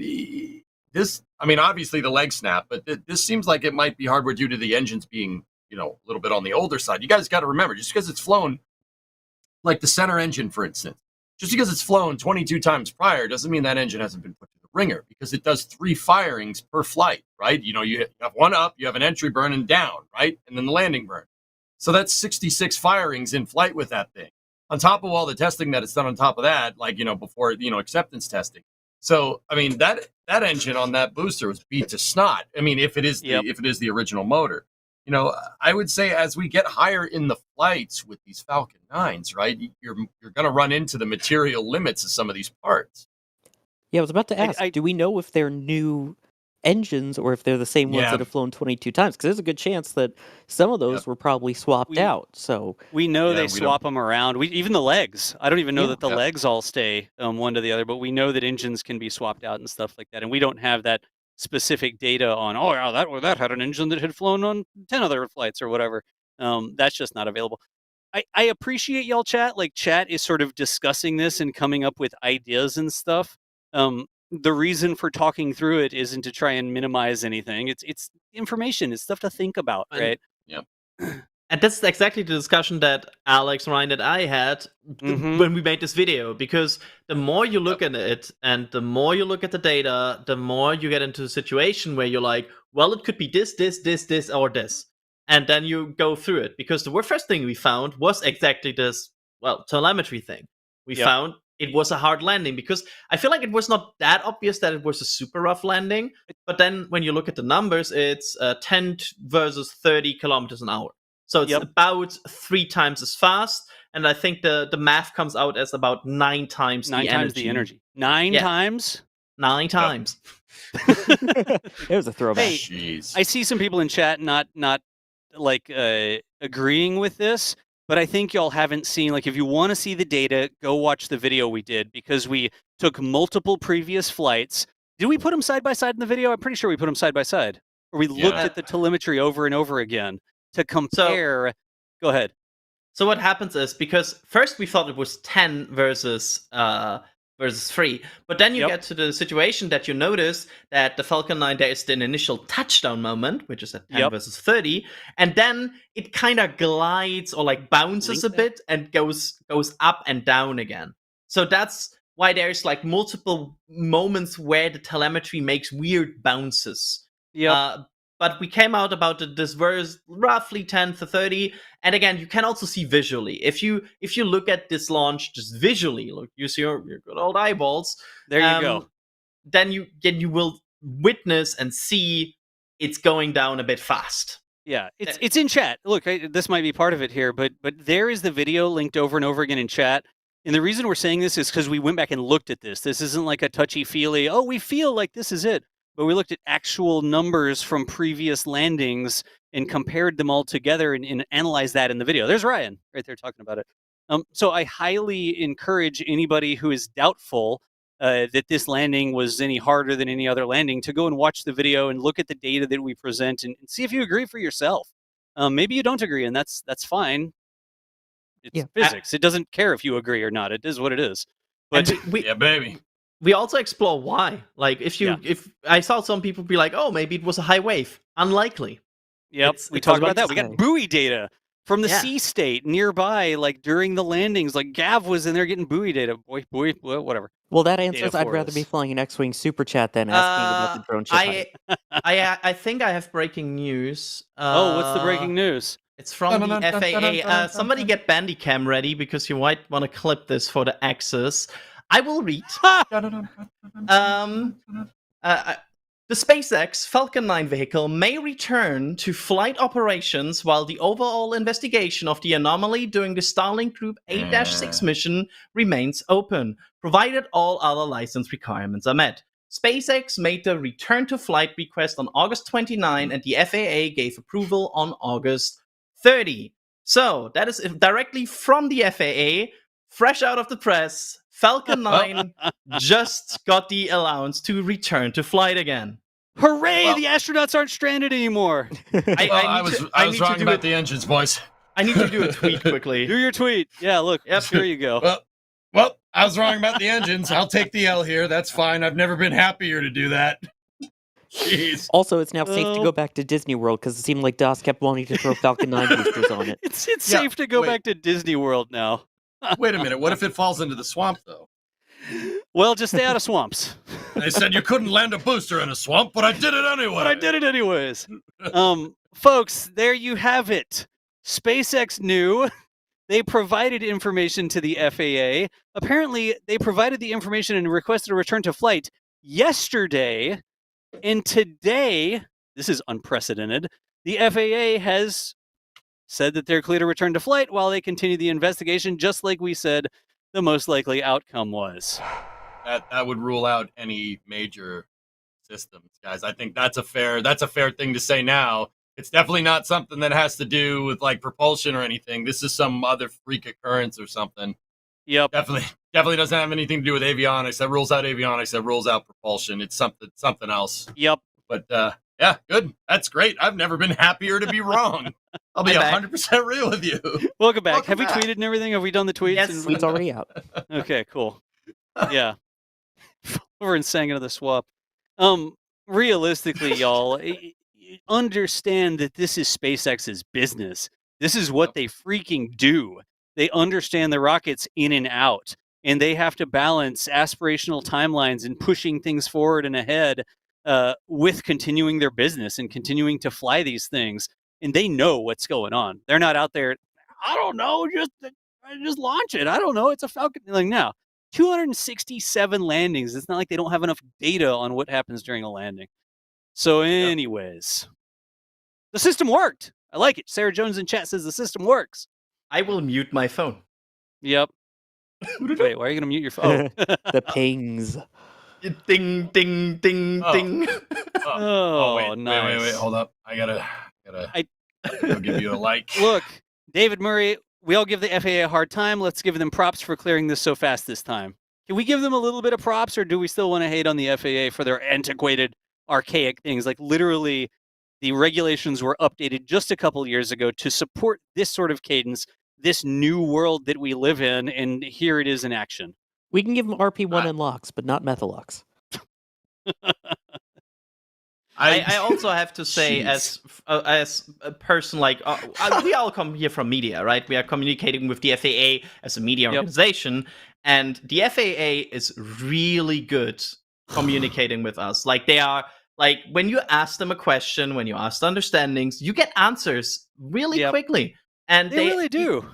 The other day, we asked them about the wording clarification, and they took the time to, like, hey, use this wording. Like, they really try to give you the tools you need as a media organization to understand this and to communicate this. And I want to give props for that, because that's not something everybody does. And sometimes, usually when the FAA tells us they can't tell us something, it's because it's proprietary information. They're like, hey, you're going to need to ask FAA that, or sorry, you're going to need to ask SpaceX that. That's not ours to release, basically, right? So anytime that there's a little frustration there, it's like, hey, you got to ask SpaceX that question. It's not right for us to answer that question. Well, we ask SpaceX and don't often hear back. Guys, I had a very experienced commercial airline pilot tell me this. Look, I mean, the context of this conversation wasn't about Falcon 9. It was about other airliners. Yes, you can guess which one. I had a question, all right? I had a question I need to ask. It was a long time ago. Well, the guy told me this. He basically said, look, the FAA is not your enemy, but they're not your friend either. They're there to make sure that the industry is safer and understand the behavior and go from there. So, I mean, in this particular case, like, I mean, yeah, you give them props. You give them props because the data drove your results here, Das, right? Yep. Like, that's why we're giving them props, because the data drove the results and they made the right. Well, we'll see if they made the right decision. And the design of the system and the way that the system operates as well, right? I imagine it may have been different if every Falcon 9 was RTLS. But Falcon 9's flexible. They can land downrange on the drone ship. They get more energy out of it because you go ballistic on the trajectory and you land on the drone ship, right? Because of the way that they've architected this whole system that helps us send stuff into space, we've got flexibility. We've got options like this. And here we are, in the back channel, saying we should wait for SpaceX to say when the next launch is going to be. What do we have on the schedule, Adrian? Is there something like tentatively on the schedule tonight or tomorrow? Yes, tonight. Tonight in about 7 hours from now. We already had we already pinged some people to be ready for that, but it could be that we stream the Starlink Group 8-10 mission in about 7 hours from now. So NSF is back. Hey, Which would be the second flight, because there's also one scheduled for 12:54 a.m. Eastern out of Vandenberg. 9/5. Folks, Yep. I know not everybody's in the States, but it's Labor Day weekend, too. Like, it is the Friday before Labor Day weekend.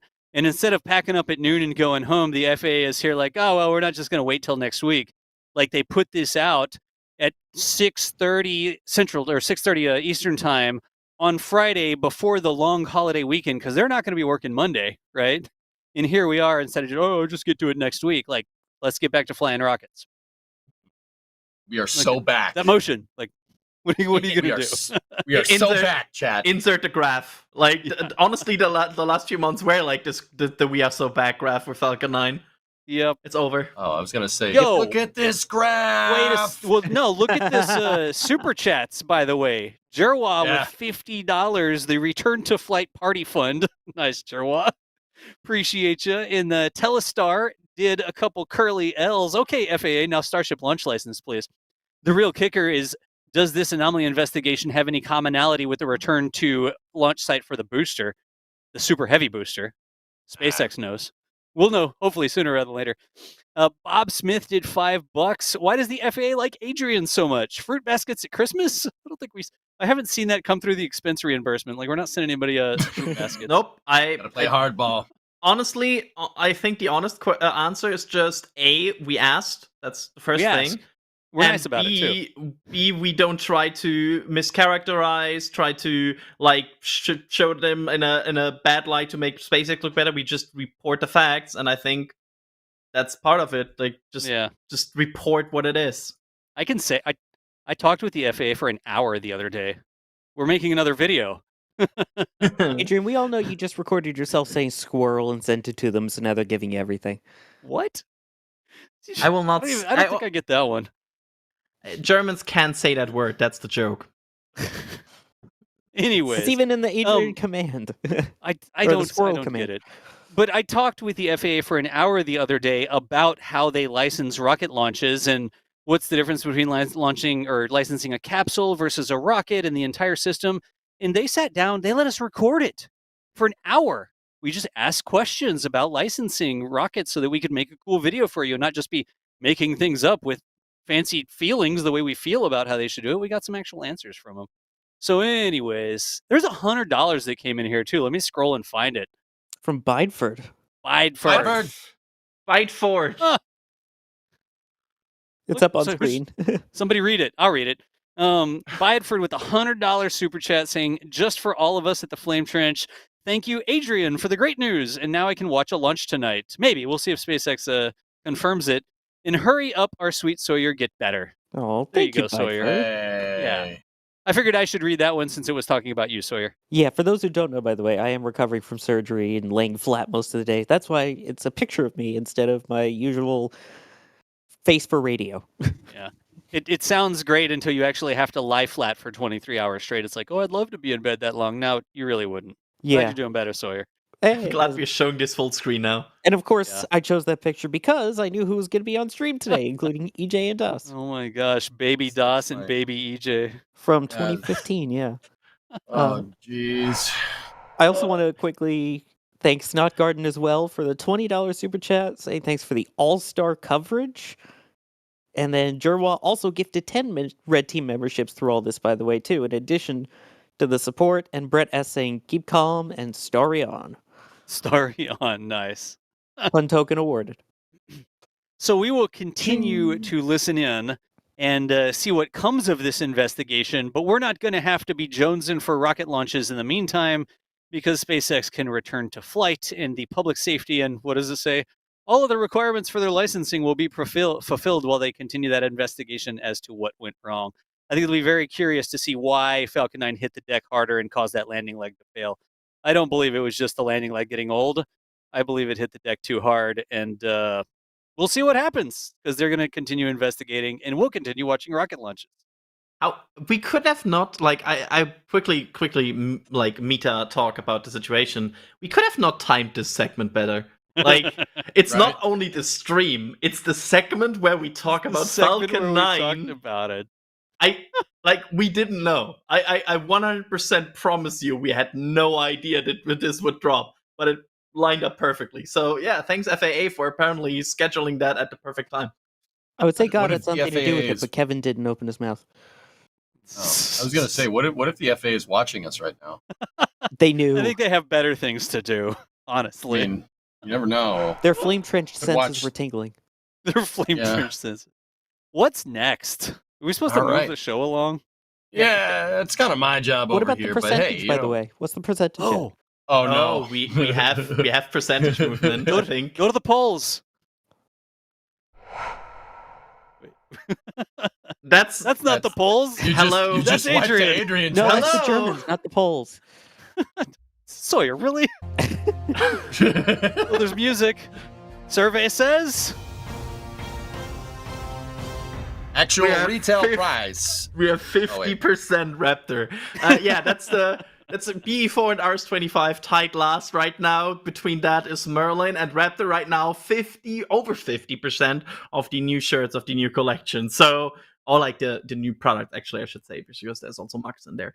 But yeah, that's the current voting of the crowd here. Raptor comfortable in the lead. Come on, Team I thought- RS-25. Yeah, so I was gonna say I thought people would want the engine that's into orbit and back. Jeez, I thought people would want the engine that's been reused. Just saying. You have to say, Raptor is a pretty slick design. Like, it's Oh no, it's amazing. I'm just being a jerk. Yeah. you cannot pick one wrong with these. Imagine you, for example, can I do a segue? sure. Dude, Please. tee it up. Imagine, for example, you have a B4 shirt. That would be amazing because it flies. Is about to fly in a few weeks. I heard. It is about to fly. Smooth as butter. That's right. That's good. That's good. It is about to fly. I think this is my cue, huh? Right? Yep. So, guys, we have Blue Origin posted a picture of the Glenn Stage 1 or GS1, so New Glenn first stage, sitting inside of their factory at the Cape with the engine section attached. I mean, no engines in it yet, but that's going to be happening very soon. That's in line for the Escapade mission that's going to, I think the window opens on October 14th, if I'm remembering correctly. It's a short window because they're going out there like it's not a launch Yeah. anytime. It's a pretty short window for this one. Yeah, it goes. I'm checking now. I did check the document. It's 13th through the 21st. Yes. I'll say, man. We've been following this. I've been following this for a long time. That's a lot. That's not a lot of time to put those engines in there. You know, I've said that Blue is doing parallel development, right? So they can do a bunch of different things at once. But I mean, I can't see you getting very far without 7 engines inside of that thing.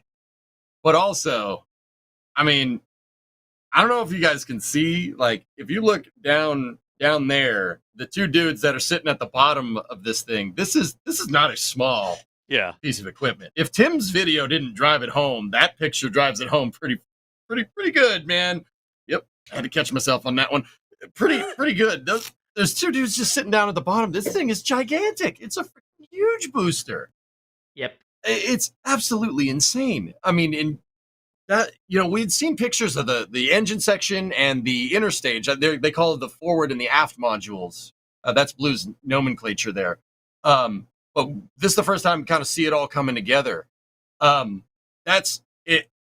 7-meter core diameter. That thing is basically as tall. What do you think? What do we think, Adrian? How tall do we know how tall that stage is? It's got to be 50 meters, somewhere in there. Yeah, I think it's even gigantic. taller, actually. Oh my goodness. It's I mean, in terms of diameter, it's always when people are comparing this to Falcon 9, right? Because people are like, oh, it's like a Falcon 9. No, it's not.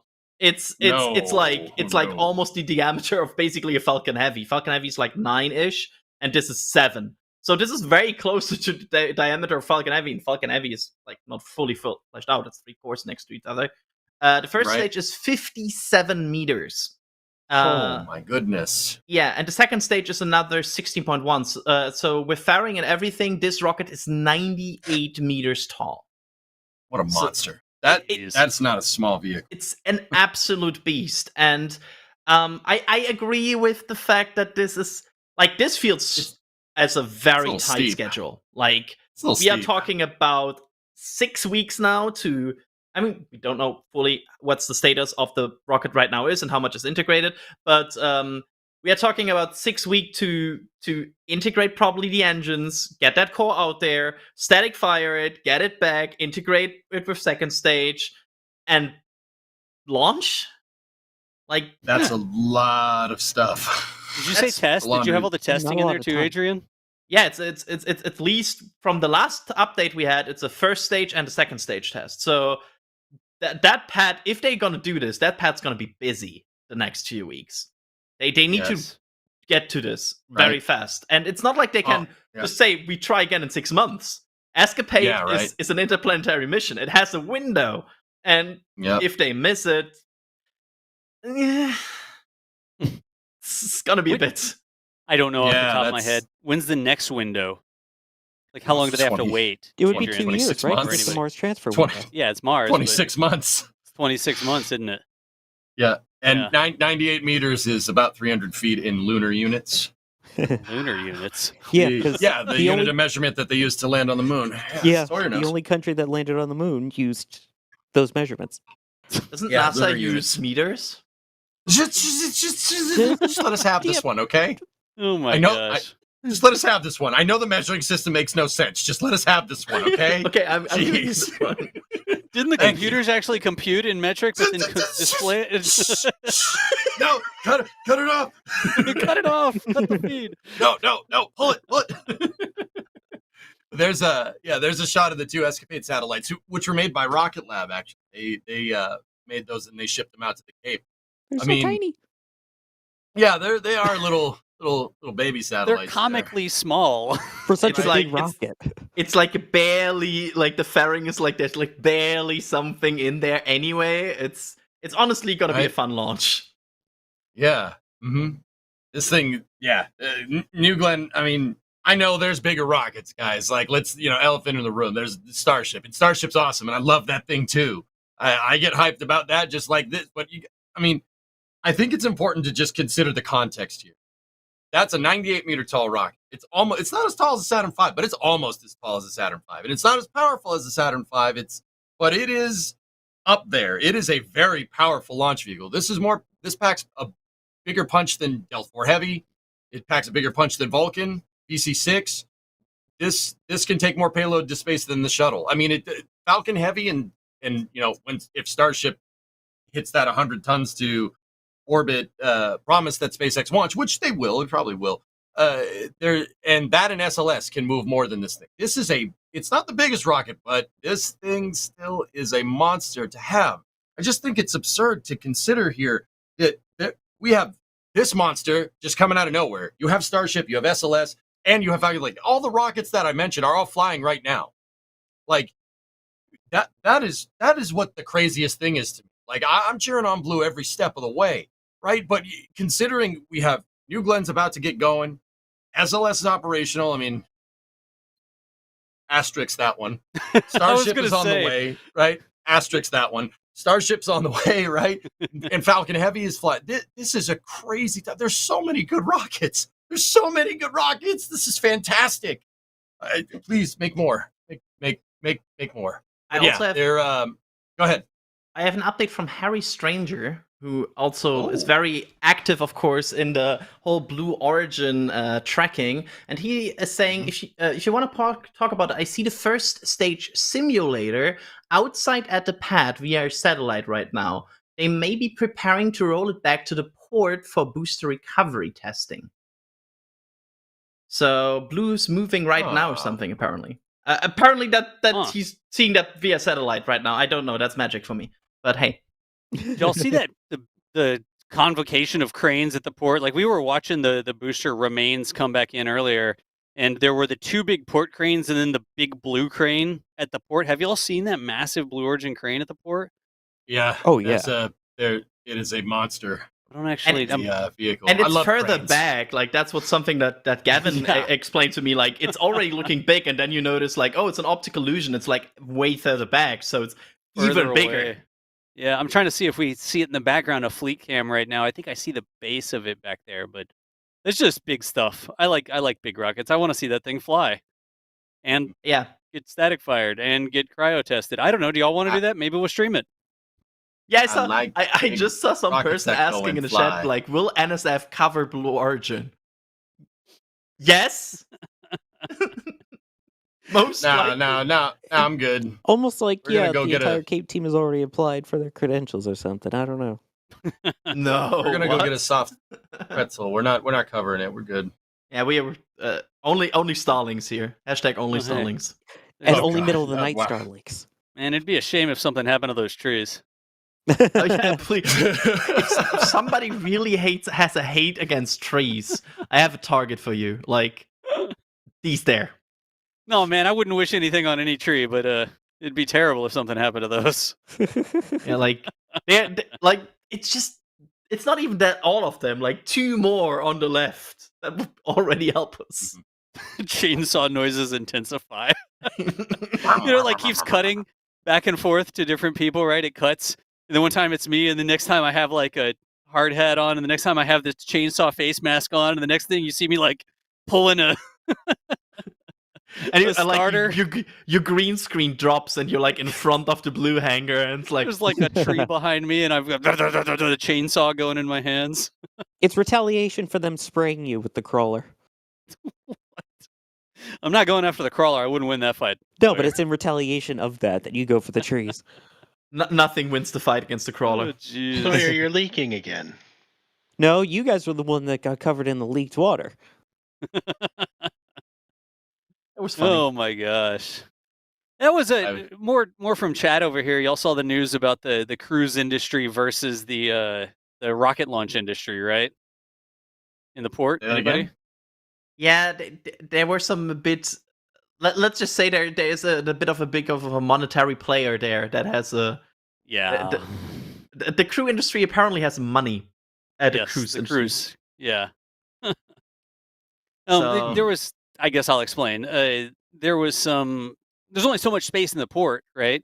And some of that space is tagged for space operations, like literally frontage, like where ships can dock. I guess dockage, if that's what it's called. Gavin would correct me.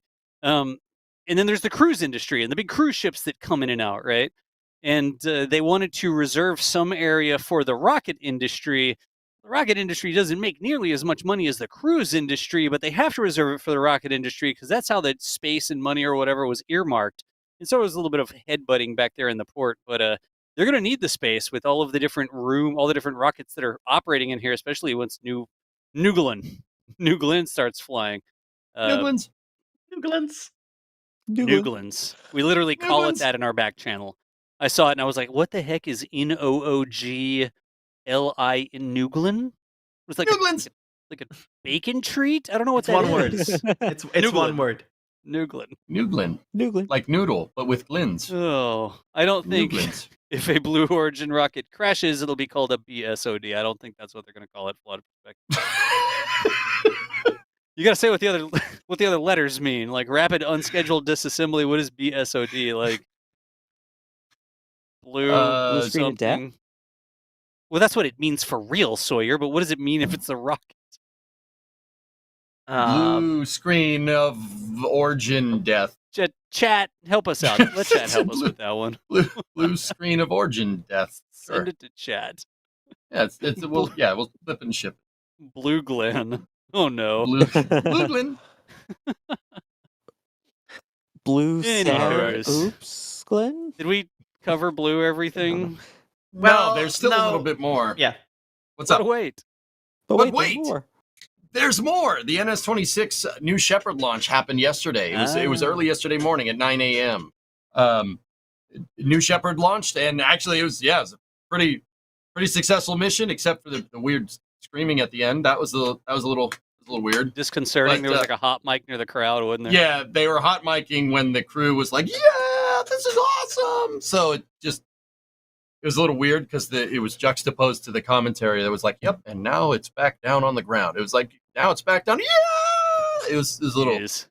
It's a little weird, but hey, New Shepard's doing its thing. It's cool. I know a lot of people are like, oh, New Shepard it's not orbital, man. It's not. Yeah, okay. It goes above the Kármán line. I mean, and it comes back down and lands with a Hydrolox-based system, which liquid hydrogen, liquid oxygen. It's no spring chicken. That thing's pretty awesome.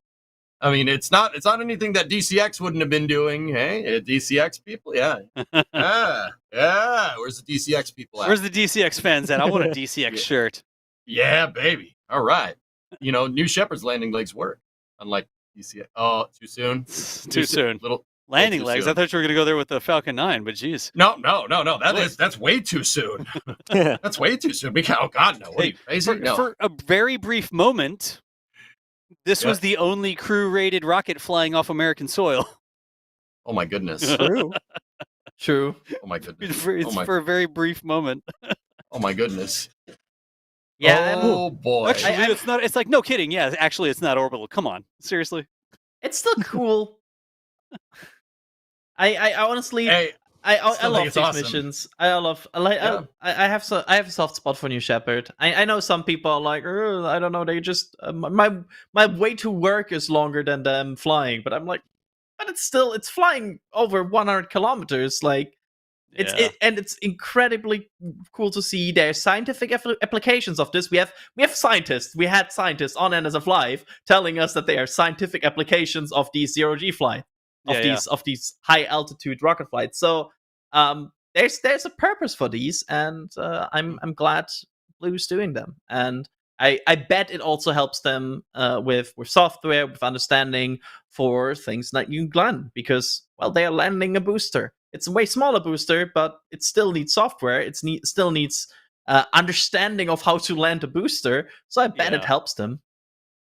Oh, I would guarantee that there's some commonality Absolutely. between things that they learned gaining experience flying this rocket, right? The smaller suborbital rocket that get applied to the big rocket to New Glenn. I was going to say New Glenn now.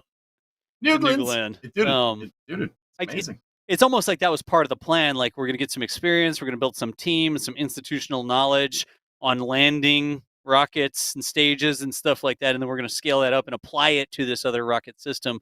I would be flabbergasted if there wasn't experience and lessons and processes and technologies learned on the smaller rocket that they're applying to the big rocket, or at least leveraging to the big rocket, right? Now, another thing to take into account is that, New Shepard is going to pioneer some landing data for New Glenn, but also I'm pretty sure Blue has some contracts with landing other things on other celestial bodies. Places. That this data might be useful for that, particularly in the thrust regime area. That might be useful. So yeah, I mean, it's a great technological feeder rocket. I think it's a really awesome piece of kit, to be honest with you. Yeah. I think it's super cool. I agree. I mean, Also, the fact that it sits there in deep throttles with hydrolocks is amazing, and it doesn't just pop, right? Like hydrolocks is really difficult to use. Yeah. Anyway, Adrian, go. in general, getting experience with hydrolocks, we always talk about how complicated storing and transferring and working with hydrogen is, and there's like enough reports about hydrogen leaking out of valves and everywhere, because hydrogen has the tendency to leak everywhere. And Blue Origin is using hydrolocks on their second stage, so they already have experience fueling a rocket with hydrogen, storing it, making sure it like has the right temperature. That's experience they probably can transfer in some shape or form. It's a way bigger vehicle to New Glenn. It's something. Yep. And you're talking about second stages there. Sorry, we'll get to that in 1 second. You're talking about second stages there. You know, at their first stage, pretty much already has flight data on their propulsion. Just putting it out there. Anyway, Sawyer, tee it up. I was going to say, there was a special item that was flown on this particular flight that I was quite happy about. Dr. Iman flew an Astro Access patch as well as a challenge coin. For those who don't know, Astro Access is a nonprofit that the goal is to try and get people with disabilities, both blind and low vision, deaf, hard of hearing, and mobility impaired, to be able to fly into space and show that people with those, it's not a disability, it's an ability in space. It's something that I've been a part of. I was one of the ambassadors and got to fly on the first ever of their zero gravity flights dedicated to people with disabilities. And it's a great organization, and I appreciate them for bringing that up with into space. Very cool. 100%. That's amazing. Yep. All right, moving. There's a lot more we could talk about that. Every time New Shepard comes up, astronaut versus not astronaut comes up. I think we'll move along with the news. What would y'all rather talk about, astronauts or not, or whatever's next in the news? Starship. I want to talk about Starship. At least I want Adrian to tell me about Starship. I don't know about you guys. I want Adrian to tell me about Starship. Nice. Yep. Hit me with those laser beams. Let's go. Although, really quick, I think we do want to thank some people, Das, right? Yeah, I get it. Sure. Bob Smith saying, honestly, the FAA is learning and growing. They have a job to do, but are improving their communications as they should. Thank you for the support, and totally agree with that. The Gaming Midnight Sun becoming a launch director member. Thank you for the really generous support there. As well as David Murray becoming a Capcom member. Reminder, Capcom and above, you get access to the NSF Discord, so make sure you join in and come say hi. Bob Fillmore, thank you for gifting 5 Red Team memberships. And Michael Oliver with the $100 tip from tips.nasaspaceflight.com. Jeez Louise, the support has been amazing today. Saying, Sawyer, pun token funds, go get him, Tiger, and get well soon. Thank you so much, Michael, for the kind words. It really means a lot, and the support, so that we're able to bring all of this to you, all of the different live cameras, the videos, these FAA responses in near real time, and Flame Dredge. So, thank you. Absolutely. And I also want to quickly mention, because I see some people asking about that, if we ever will add more engines to this new thrust collection. Yeah, it's planned for sure. Let us for sure also know which engines you would like. But this was more this is already a big undertaking getting these 4 running. And we wanted to, at some point, just get this running, right? But in the future, I would love to have a Rutherford shirt there and there, or maybe a Raptor VAC. Who knows? He goes Rutherford. I'm like F1, and he's like Rutherford, and I was like, what? Or the F1. I totally forgot. Well, how did I never? So far, I think that it's not on my. I never named that on the list. I'm sorry about that. Put it on the list. That's what chat is saying. So put it on the list. F1. Yeah. I'm throwing I an don't know about RD1. you guys. Yeah, there you go. I was gonna say I want the Merlin engine's grandpa. I want the LMDE. You know. Oh, jeez. You guys don't know. Do you? Look at the percentage at. Oh no! It has not shifted. That's a report from the field. Polls are coming in showing that the numbers haven't changed. There we go. Now they changed. There's an animation if the numbers change. How much time spent we on this? I don't know. Too much? But yeah, Raptor even more in the lead now. SpaceX in the lead. It's 80. What is it? 78% SpaceX, almost 79% SpaceX. Yep. How is Yep, the it's a lot. RS-25 still tied for last? Come on. Where are the shuttle lovers at? Like, where are the people who love the RS-25? There's dozens of you, dozens. Literally dozens. Some are even in this chat. At this rate, it Um, seems like there's as many people who want the RS-25s as there are in the Ares 1 fan club. It's Oh. actually surprising that there's as many BE4s as RS-25s, but I guess, you know. Huh. Hey, Ares 1's an awesome design. No, you're not changing my mind. And stop booing me. I'm right. No, boo. Anyway, one thing we Ah. can all agree on is that Starship is awesome. Yes. Yeah, of course. Absolutely. And you know what's even more awesome than normal Starship? Starship V2, which has been a big watch item, of course, in the last few days, because the stacking, I should say, that's the word I'm searching for, of Ship 33 is still commencing in the production site. And we are getting a peek of what a next generation of Starship will look like. And honestly, there's quite some changes that are slowly but surely are getting visible on the version 2 of Starship, and I'm stalling here to get. I see Kevin getting getting some footage of that ready. I'm stalling here. Here, no, I got you. but I got yeah. you. Hold up. I got you. Oh, go ahead. Right here. Here, just no. Keep talking. Dude, that's like V.1. Shh. Oh yeah, it's better than what we have. Come on, we're good. Come on. Here you go. Yeah, absolutely. I mean, I also have. Where did I put the plushie? Adrian. Oh my god. Adrian. Yes. Adrian. In the Thrust collection, Stubby. No. No. Do it. No. No. Meme. No. Do it. No. You have to No. put a Don't give him Stubby any nozzle ideas. lift back Why? in the Thrust collection. That would be amazing. It'd be Um, hilarious. Don't you mean awful? I had a visceral reaction to that.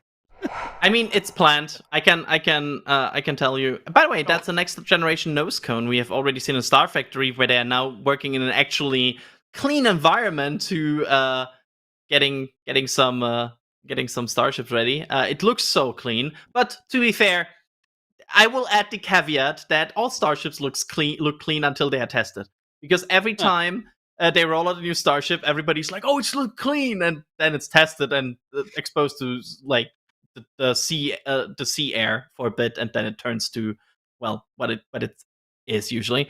But yeah, we can see them attaching more tiles here. Getting two new. There's 2 new nose cones right now in Move on Star Factory. And that's for sure one interesting. That's the other one. That's a bit more naked, a bit less TPS-y. And right now we are also looking at a ton of chopstick work, which I know it's a bit of a repeating pattern lately, because we're always telling you about how much chopsticks work is going on, but that's honestly what's happening a lot of Starbase recently. They've been adding the reinforcements, of course, to the chopsticks, where they basically almost make space on every single weld and then like put a reinforcement on there. So it seems like they're a bit worried on a potential catching attempt damaging the chopsticks. We have also seen them installing the padding on the other side of the chopsticks, because if you remember, they did one side padding and then did the whole slab testing with that, and now they are also adding the padding, like just almost soft padding, to the other side. Of course, Ship 29 also gets a new heat shield there, because they had it almost done, and then the whole, hey, we need to replace the heat shield thing happened. And of course, that's not only affecting the next ship, but also the ship after. So that's the current situation. And the honest answer, because I already see people talking about it, right now it seems like they're working on a million things, and they are not in a hurry to launch. I can tell you that, because there are no steps right now, or no signs that they are like in a crazy in a crazy hurry to get to the launch. And sorry, with soft padding, I mean bumper. They're crumple zones. I sort of like call them crumple zones, because they're sort of hollow things that look like they're springy or something, like metal that could deform to absorb some of the energy.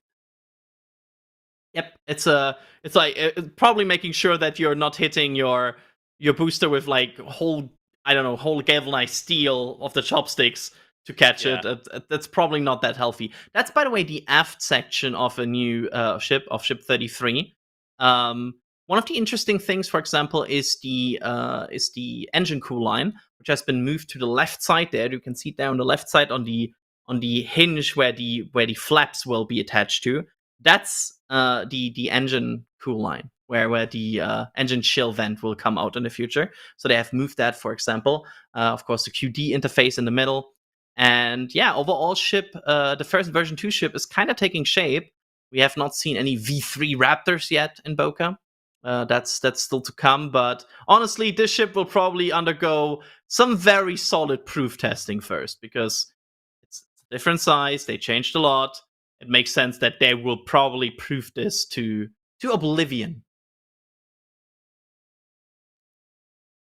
That's neat. Quick intro to Starbase. Yeah. Dude. It's like, I don't know, what are we supposed to talk about? We can talk about that there's a weird road closure, but go ahead. Talk about the weird road closure. Yeah, no. It's a weird road... I'm curious. Oh. We have a 3-hour road closure that wants to move something from the pad to the SpaceX parking area. That's according to the... that is... Let me get you the exact timings. On September 4th, between midnight and 3 a.m.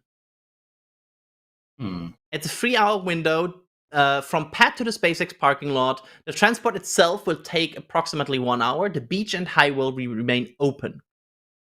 It's an interesting one, because I don't have a solid idea what it could be, but it could be Starhopper. They don't say which parking lot, do they? Starhopper. I mean, Hoppy. Hoppy.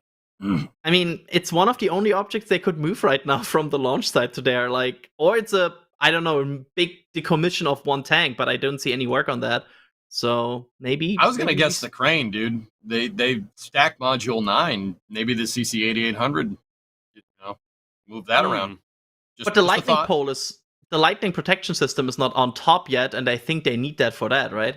Well, when they can reach. It's not September 4th yet, is it? That's true. Right? I'm just putting it. I mean, you're not wrong. I'm just putting it out there. I mean, you know what? It could be the crane. The crane is the boring option. Let's just hope it's Starhopper, right? Hoppy. Careful what you wish for. It depends what they do with it. Don't touch Hopper. What are you going to do with it? As long as they don't, it belongs in a museum. I feel like there would be a significant pushback from the community if there would be anything harm to be done to Starhopper. Let's word it like that. I would hope. Pushback from the community. They scrapped SN-15. Nothing is sacred with that company. Nothing is sacred. Nothing is sacred. They scrapped one that flew and landed. Yeah, but so did Hopper technically, and how long has that been there? Somebody in chat said they were going to chain themselves to Starhopper in protest. If anything, no. Dare you? They're going to do it in the middle of the night. Watch. Oh, I'm sure they will. Yeah. That's, by the way, the weird wording. It's from the pad to the SpaceX parking lot, and it's not like there are like a million vehicles right now at the pad. So to the SpaceX parking lot, but it doesn't designate which one. Interesting. I mean, hopefully what they're doing is they're moving Starhopper and they're putting it in another place that's maybe more accessible or something like that. It shouldn't go anywhere. Like it should stay around, but maybe they're just moving it or it's less in the way at the launch site, but still preserved and available for the public to enjoy. Or that's a resource. Honestly, if it stays there, it would be done at some point. So if they want to preserve it, they kind of need to move it, because if you have been at Starbase for launch, Starhopper usually takes a bit of a beating during launch. It's not crazy, but every single launch it gets something. So yeah. Witch Doctor says, now I know why Jack isn't on this stream. He's repairing chains. Yeah, he's already on there. You cannot see it yet. It's already on there. Guys, do we have, and this is a little bit off the cuff here. Forgive me, Kevin. I know it's like, do we have any pictures from a top down? I know we have some flyover pictures relatively recently. Do do we have any pictures of the top down? Because I had somebody propose an idea to me over in my chat that I was like, huh, okay. Yes, we have them. It will take more than 10 seconds to find them, though. Yeah. Okay. So that's why we have the doc that has everything prepped before the show. Like, yeah, exactly. Like I know it's off the cuff. I get it. Yeah. There seems to be, that office building that SpaceX is building on the, it's like kind of the northeast side of the production site. You see it in the B-roll footage, guys, that we roll when the countdown is going at the beginning of Flame Trench, right? There's I was looking at some of the flyover pictures, and there seems to be a triangular-shaped hole in the roof. Now, somebody floated this idea, so this is not my idea. You think they're going to take Starhopper and put it in the put it inside the building, inside of the office building, similar to how Blue Origin has a New Shepard booster in their lobby, right? When you go and an X-33 umbilical too, and I'm super jelly of that. But Hopper's a lot bigger than the Blue Origin rocket. Like, footprint-wise, yeah, Hopper is way bigger footprint because the big legs and everything. Like, it's just way bigger. So, I could see it rolling it in the side. I'd be surprised if they lowered it in through the roof, but maybe. I haven't, measured it out. Wouldn't put it past them. Well, look, I saw a triangular-shaped hole, and it looked to be about the right size. It's like that toy where you got to put the square peg in. Hopper's got a triangular footprint. All right, I'm just saying. But hey, you see the movie where it fits in the wrong sized hole anyway, with the square in the circle. Oh no, not that video. Where do we put the cylinder? It goes in the square hole. Yep. Yes. No. That was Hopper. Okay, how long is a F-150? How long is an F-150? Adrian's measuring. It in America units. What kind of F-150 is?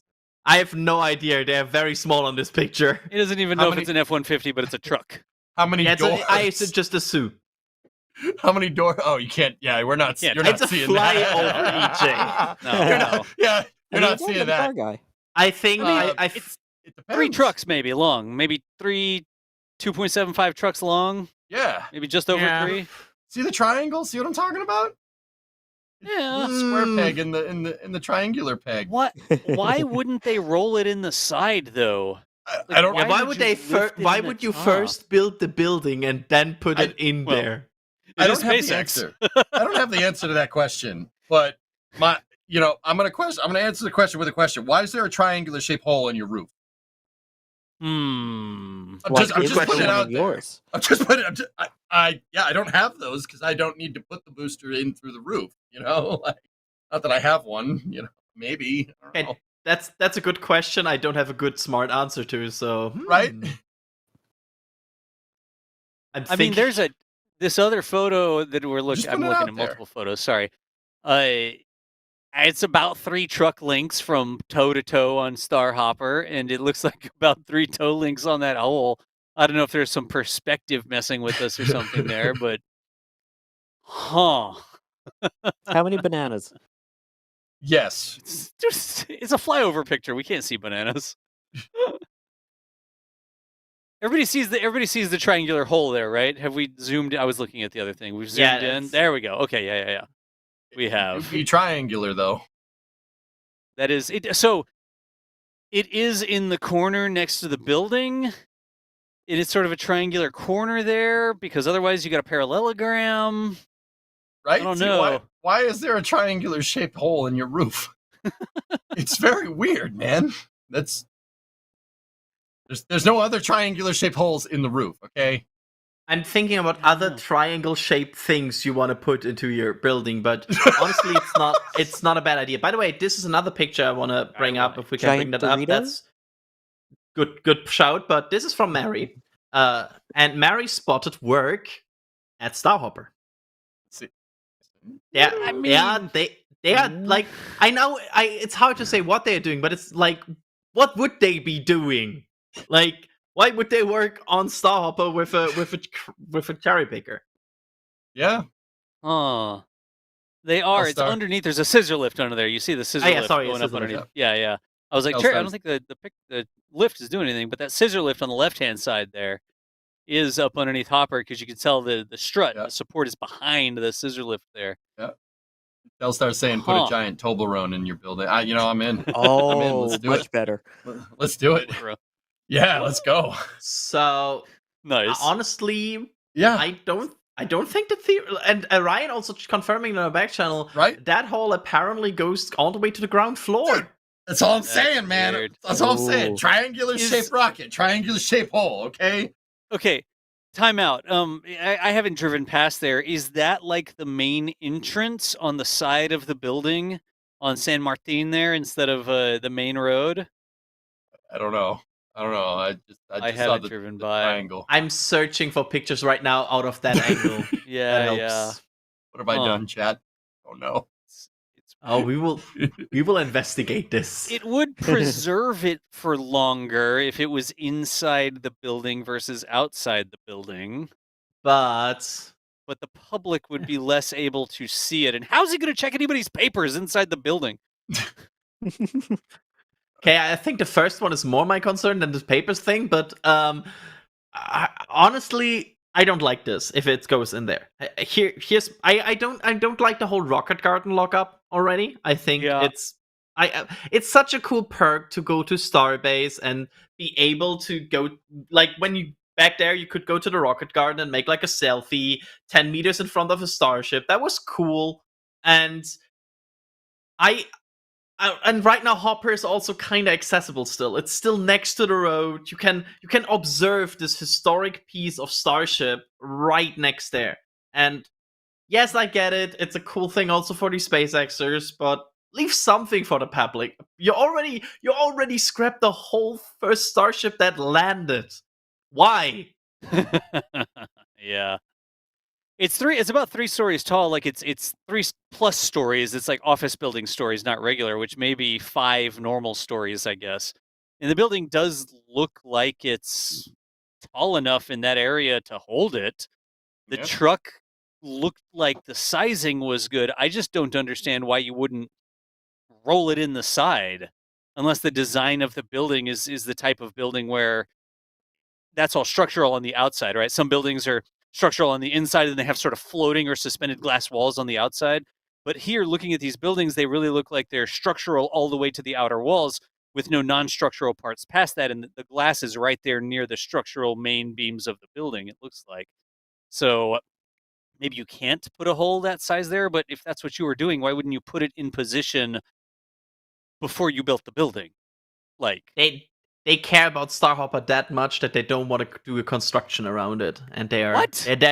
that's the answer. Yeah, okay. They've blasted it with concrete. By accident. It really, it looks close. It would be interesting and sort of sad if it goes into the building, but that would preserve it a little bit better. Yeah. Really trying to make lemonade there. Hey, it was just a thought. My first thing is that they're going to scrap it. That was my first. Don't even Put it in say the building. that. Put it in the building. No, he said the word. Put it in the building. See what I'm saying? Guys, I have an idea. What's that? Oh no. All right, Hopper where the triangle is, and Ship 26 where the big No. square is. Oh, Actually, God. this entire building, Kevin, is designed to hold Ship 26 horizontally, right? They're going to lay it down and put it into the building. The only proper thing to do is to scrap that ship, but that's another story. I just had to say It's- Ship 26 once. You just had to say Ship 26. We almost It's got like- all the way through the show. I'd We were much that rather close. the voting music, by the way, than the Ship 26 music. Just saying. The voting. Vote. It's like. By the way, Raptor continues to pull ahead in that race. Other news from Starbase. There's bound to be other interesting things that I was thinking we were going to spend this much time on this, but what's next? Honestly, that's kind of the hardware news. I know there's some news about how to word this. The Regulatory compliance. yeah. So SpaceX apparently was fined $3,750. So they're about to be bankrupt, I guess, with that high amount of money. Whatever shall they do? Yeah. Because of the fine's not the big one. It's more why they got fined, and they got fined because of the unauthorized discharge of industrial wastewater into surrounding wetlands. Quick Which point of order. Really quick point of order. They haven't been fined yet. Oh, This is a proposed administrative agreement from Texas EQ, right? And it has to be posted for 30 days for comment and public awareness before it becomes an accepted agreement. So this is like a tentative agreement that has not actually been enforced or finalized yet. So you say they've been fined. TCEQ has said the evidence exists to fine SpaceX for this, but the fine actually hasn't been finalized yet. You see what I did there? So just really quickly, that's an important point on some other stuff I'm going to talk about. Continue. Fun token award. And the industrial wastewater was apparently discharged without a TPDES permit, which is the Texas Pollutant Discharge Elimination System, on March 14th, 2024, April 5th, 2024, May 8th, 2024, and July 26th, 2024. 4 different dates. Yes, that's apparently the dates where they were now charged, or like they're accused, I should say, like they're accused of emitting industrial wastewater into surrounding wetlands. And there's now some, I already saw some Elon tweets about that he's saying it's drink water, and there's now some very good argumentation about if you fire some rocket engines or fire it through a deluge system, if you can still call something drink water. But apparently they didn't have a permit for that. Apparently discharge. They didn't. Y'all remember the news a couple weeks ago, I guess it was like 2 weeks ago, where there's this story that came out from CNBC about this, they didn't have a permit, they were discharging wastewater, right? And there was a bunch of back and forth there, and SpaceX said it's factually inaccurate, and then some other people joined in, and I was sort of looking at that and thinking, geez, I'd love to review the documents. Like, what actually backs this up? Either SpaceX had permission to be discharging it, and SpaceX can provide that documentation, and it's like, okay, whatever. Well, SpaceX didn't provide any documentation that I saw there. Or this wasn't actually a big deal, and somebody else is over-exaggerating something, right? Hyperbolizing something or taking it for more than what it is. I think it's true on both cases there, but I didn't see documents on either side that backed up either way, like SpaceX's official written permission to continue operating without the permit, or the actual permit saying that you weren't supposed to discharge at this time. We're gonna fine you, right? Or you're doing something wrong, basically. And then just today, state of Texas, there's these fines that go out from the Water Quality Board, so the Environmental Quality Board, right? And they posted up a thing online. There you go. This is the line item from it, because they have to give 30 days notice on things like this so that they can be reviewed and available to the public before the fine is actually finalized. Can't reuse that one, but whatever. And so this just came out today. And this information says that SpaceX is in fact being fined for discharging wastewater without a permit. And they did an investigation, and they found that that was true, and there was evidence to back it up, and SpaceX should not have been doing this. Now, I did a little bit more digging into it, and I'm still trying to. I actually did an information request to get some more of these documents from the Texas government. Basically, I don't have them yet, so I can't really talk too much about it. But it's there. And back in late July, the Texas TCEQ did an investigation before anybody was tweeting about it, before anybody wrote articles about it. That investigation had already occurred at the end of July. Okay. And during that investigation, I'm wondering, this is actually why I requested the documents. Did SpaceX provide documentation that they were told they could continue operations? It doesn't seem like it, because if they provided that documentation, it wouldn't have gotten to the fine level, right? Well, on the flip side, has it been hyperbolized, and what exactly does it say? Personally, I want to read the actual document before I speculate too much more on it to see exactly what went on in this investigation and exactly what SpaceX was saying or wasn't saying. But what I can see so far, and we don't have to show the other thing. You can search for it online and it comes up, and you could just see like this pending summary and the dates that these things occurred. But all the way back in the end of July, this investigation as to whether or not they had discharged industrial wastewater without a permit was ongoing. And 2 weeks later, this whole thing about, I wrote an article, responded online, yada, yada, that all happened, but that was 2 weeks after the investigation. So I'm going to review it, and we'll be back, and we'll give you more information on what we think. Honestly, I feel like it's an administrative sort of error or overblown or something like that. But it really does look like SpaceX did operate without a permit because the TCEQ, I got to keep saying it right, TCEQ found that and posted it publicly all the way up to the thing where they submitted that information to SpaceX officially, like in an official capacity. So let's read some chat and see what people think about this, shall we? I mean, if you get fined, like, don't get me wrong, like if you're already at the moment where you get fined, that's not longer somebody is accusing you. This like the regulatory agency in this case, they're probably pretty sure this happened because otherwise they wouldn't just fine you. Yep. So that's an interesting case, and of course, it seems the argumentation, at least that's what we so far get from X, is that SpaceX is saying this is not wastewater, this is drinking water. That's apparent. There's a few different things that SpaceX said in that big statement. I've been thinking about this. I did a bunch of research on this. One of the primary things that SpaceX was trying to argue in that statement was that they were covered under a general permit that covers various types of industries to sort of speed up the process, right? So SpaceX said that in the tweet, that they didn't need a specific permit. They were covered under this general permitting process. Sounds like TCEQ doesn't agree that they're covered under that general permit, and that's a bit of argumentation there. Like SpaceX says they are. SpaceX refers to this TCEQ's website. SpaceX's industry or name doesn't seem to be listed anywhere under that general permit that I could find today in the 30 minutes I had to look at it, right? So need to get more information before you really talk about it. But that was one of the things that they said. The other thing that they said was that they had been given permission to continue operating.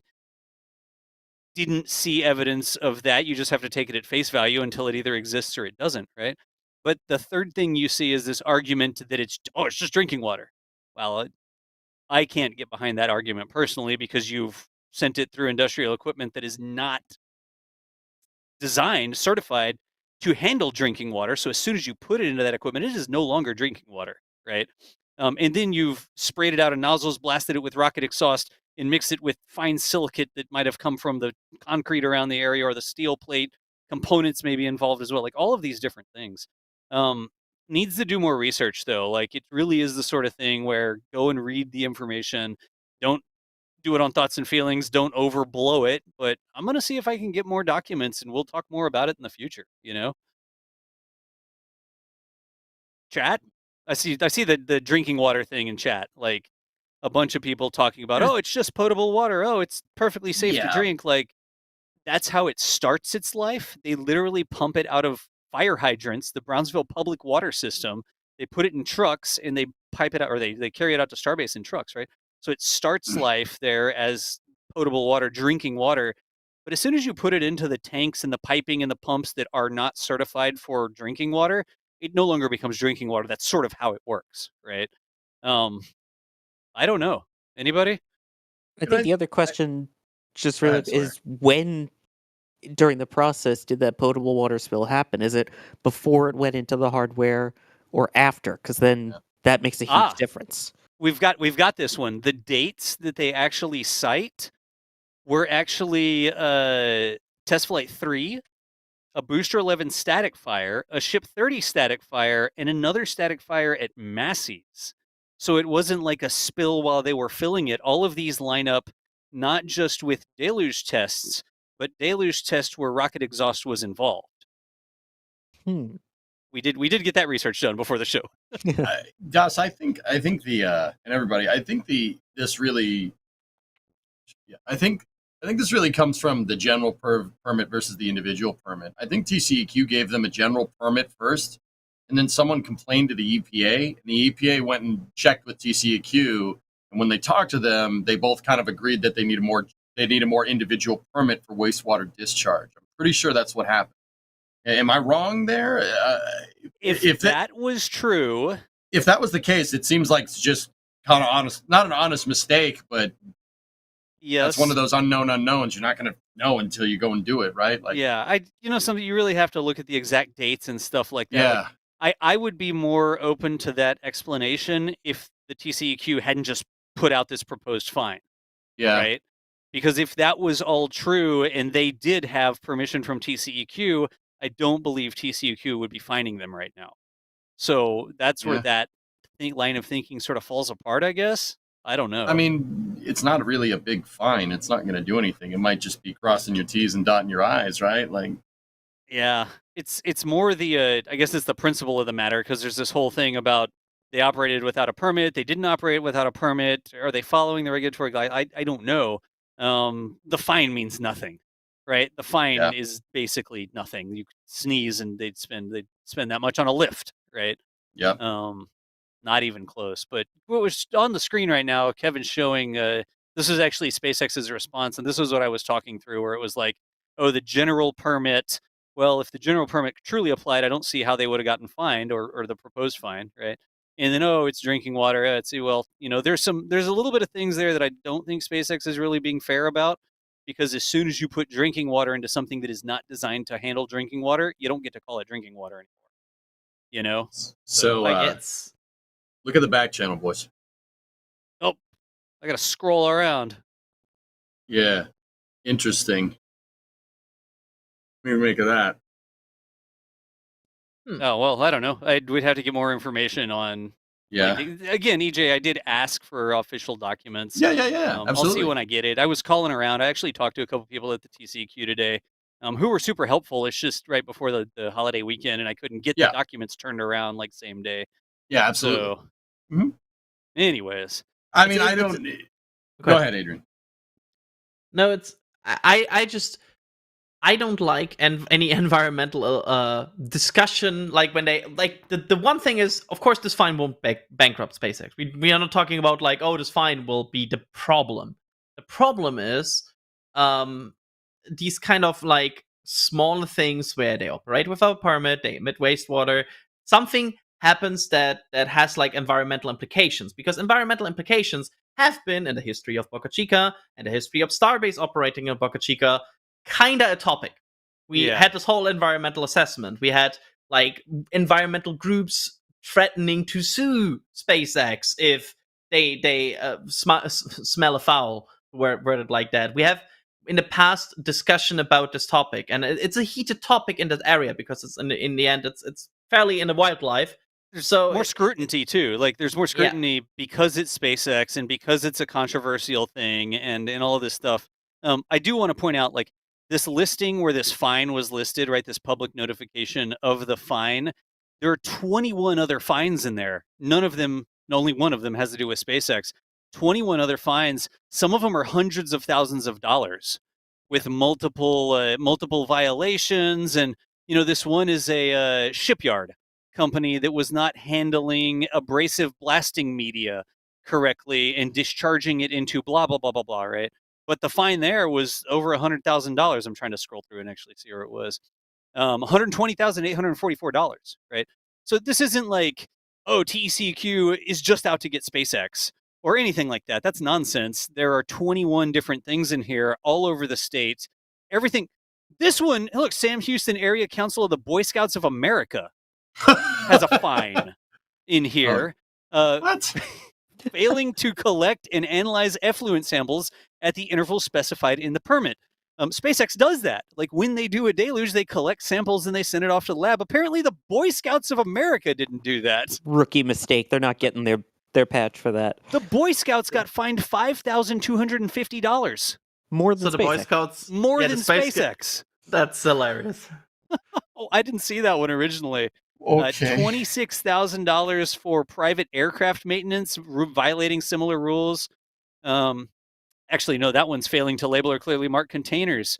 We've got Shady Oaks, Texas, which is wastewater effluent limitations monitoring requirements. Water bottling company, City of Zavala, City of Trinidad, City of Goodloe, City of Austin got fined $25,000. So the point of looking at this stuff, as Kevin frantically tries to scroll around as I miscellaneously read from the document, I apologize, Kevin. This isn't like, oh, somebody complained and now it's lawfare against SpaceX. It's like, this is a bog standard thing that happens every single month in Texas. It has nothing to do with SpaceX. It has nothing to do with rocket companies or anything like that. It's a normal thing to make sure that we have clean drinking water to drink and clean environments for our plants and fish to grow in, I guess. You know what I mean. I'm pontificating. Somebody else talk.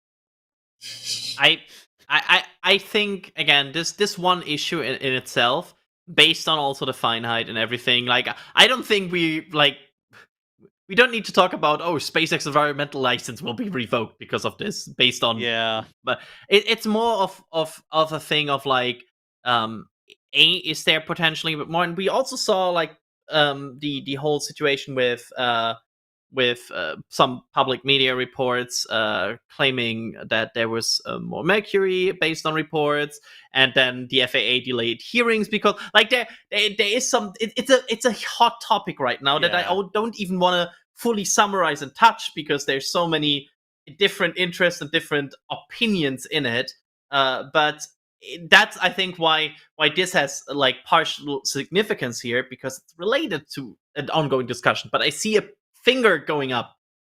The thing to look out for here, some people want to score internet points with it, and they want clicks with it, and they might blow it out of proportion or make it more than it is or whatever, right? And the needle swings way too far in one direction. They try to make it seem a lot worse than it is.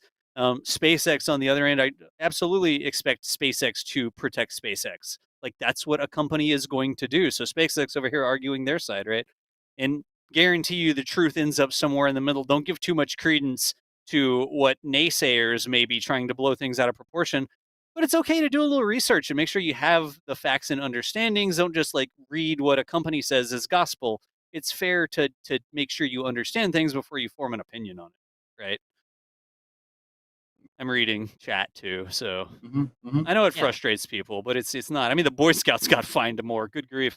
Get the wastewater merit badge. Somebody in chat said the wastewater management merit badge. Yeah, they're not getting that. But yeah. Honestly, going regarding in general big Starbase topics this week. I wish I could tell you, by the way, they're like in a hurry to prepare the launch site for launch, and we are just days away from a booster returning to the pad and everything. But honestly, that's not the case. To just once again line that up. Like I saw some people talk about on like, hey, maybe launch in 2 weeks. Honestly, I feel pretty confident to tell you right now this launch is not in 2 weeks, because they taking their look at the chopsticks. Look at it right now. Yep. Like that's not the visuals of them just quickly getting something inspected and putting a booster on it. They are taking their time to upgrade the system, make sure they're ready for a catch attempt. Yeah. And the right structural now, reinforcements, Adrian. I've been doing the narrated dailies where I watch a daily and I just talk about it, like my opinions about it while the daily plays. I don't know if y'all have seen that on the channel, but the amount of structural reinforcement that's been happening on the chopsticks really makes me wonder if they believe that the chopsticks were ready to catch. They said the vehicles were ready to flight pending regulatory approval, right? But were the chopsticks ready to catch? They didn't say that, and there's an awful lot of work happening out there. I still think that was like a tweet on technicality. I think that that was a tweet that said we are ready to fly, and I think ready to fly in this case means yes, we could probably scramble something together and fly that. Would we be able to successfully catch? Probably not. Yeah.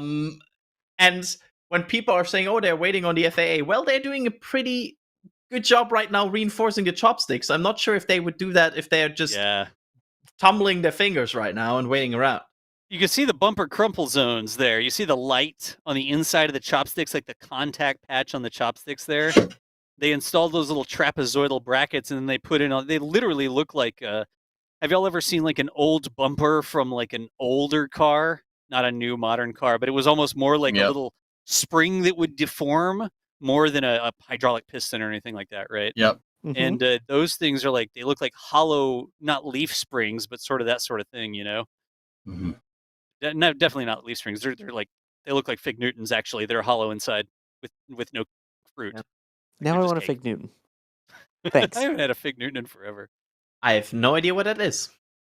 It's fruit and cake, Adrian. Fig Newtons are fruit and cake. That narrowed it down a little bit.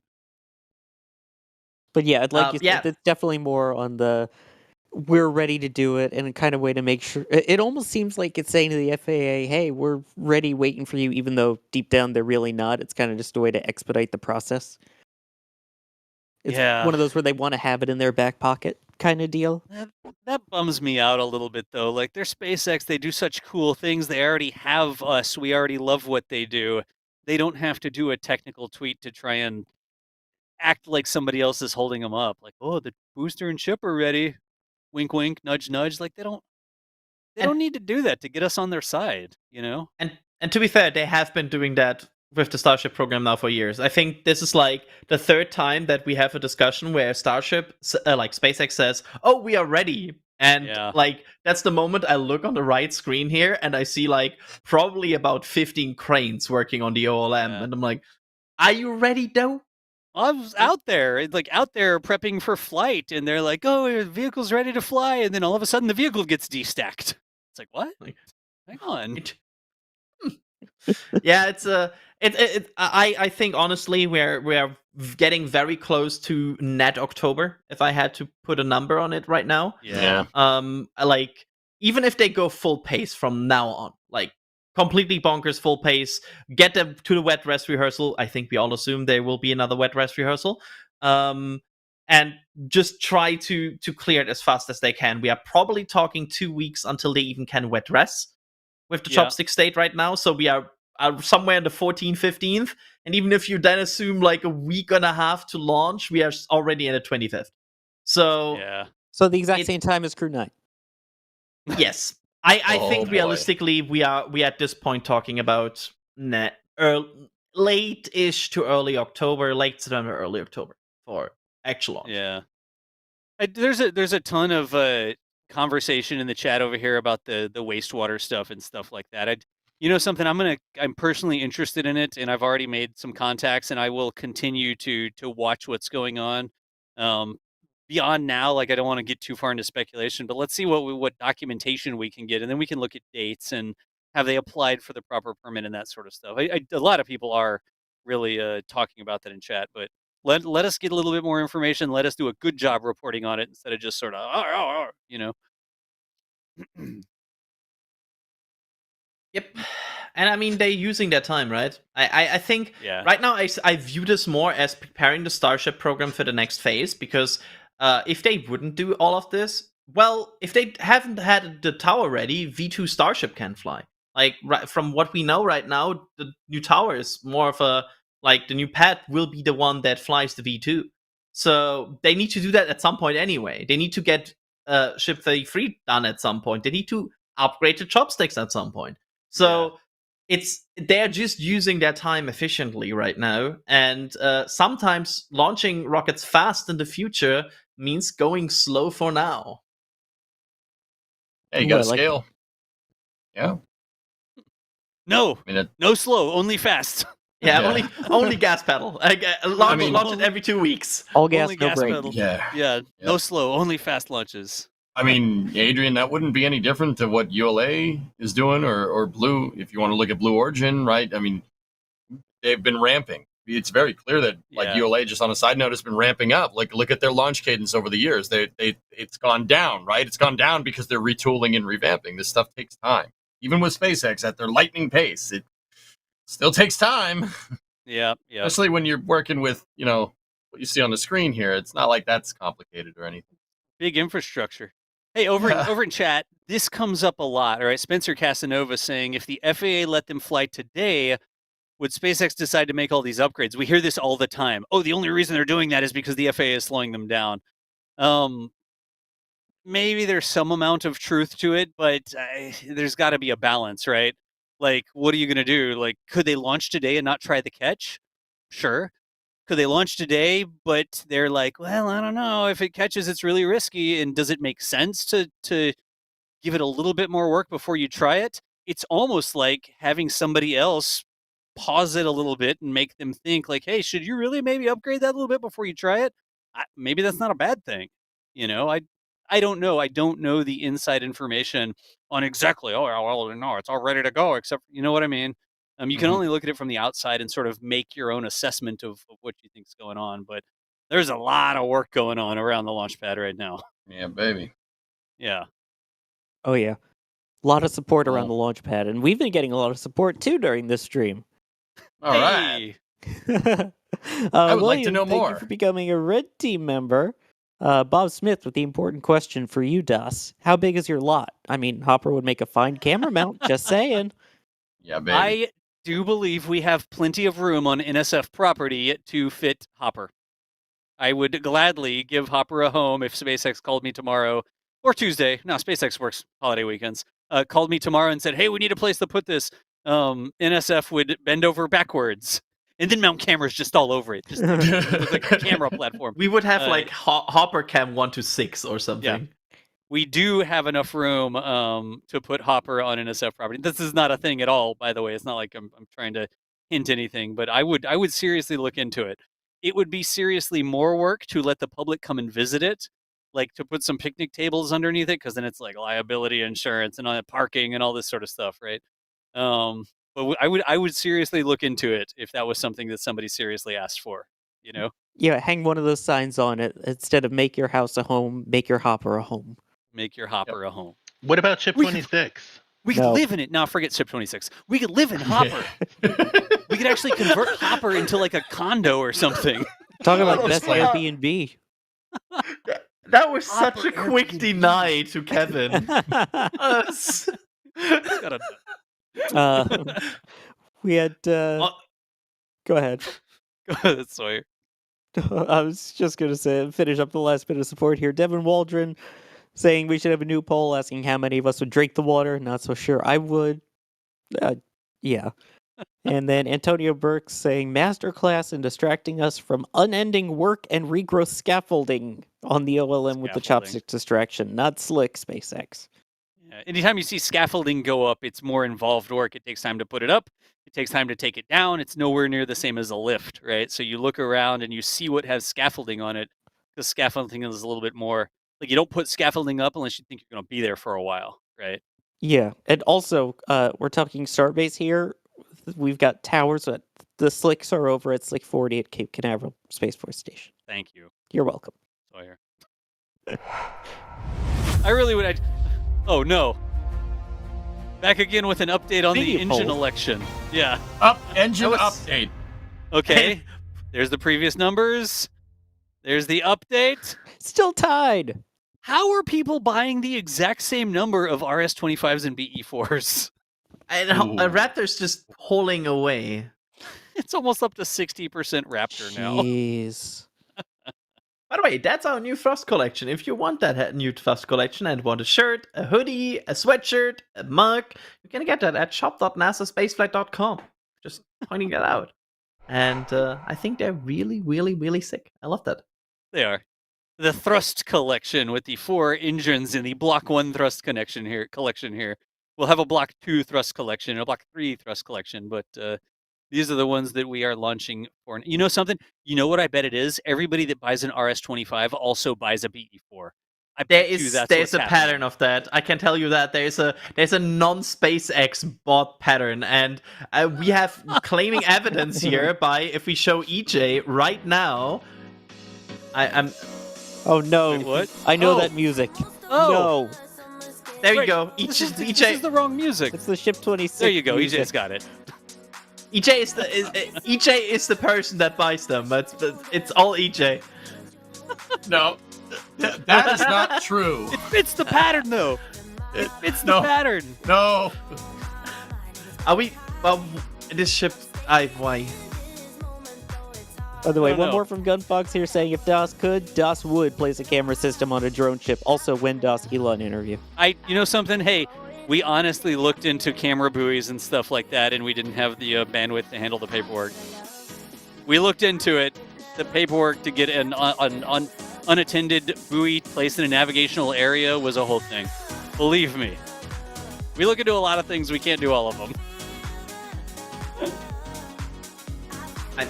Why? Oh, are we being thrown out right now? I don't know. I don't see anything. Loopy, return to flight is on. We're waiting for SpaceX to say whether or not they're flying tonight or when. I think SpaceX. Oh, we're so young. To be young again. I think Kevin has to go to the bathroom or something. He's trying to play us off and in the show. Also ironic that back then none of us had beards and now all of us have them. Yep. Yeah, Kevin is like throwing us We're out all the right way now. to the thanks to Wow. the members. Jeez. Who's thanking Hey. the members? Thank you to Well- all these people. Yep. Thank you, members! Especially the launch directors and flight engineers give me some of the highest levels of support that allow us to have these amazing cameras all over the place, including at Starbase, where you can watch things live 24/7, Space Coast live, and engines got to be tested somewhere, so also McGregor live, among other things, with your support. So thank you to all of our members. Am I supposed to be reading a channel somewhere that I'm missing? Like, is there? Oh, some, here what is comes this? the Oh. here comes the gift parade. Yeah, I don't know. Kevin maybe lost like his keyboard or something. Did he not type? Yeah. That's I'm sure that's Kevin's reaction right now. Is what EJ's doing. Yeah. Oh yeah. Buy the Look shirt. at that. Buy the Oh shirt. yeah. Can we just put that in the store? Let's just put Yeah. that in the store. We can. Just do that. We can. Oh gosh. It's awesome. Super DOS. Sticker. Das is Tony Stark. I literally was getting dressed before the show and figured I'd put that in there. Stickers, by the way. Coming. More shirt gift. Oh, goodness. DOS winking in air quotes. I like. I think my face was just twitching.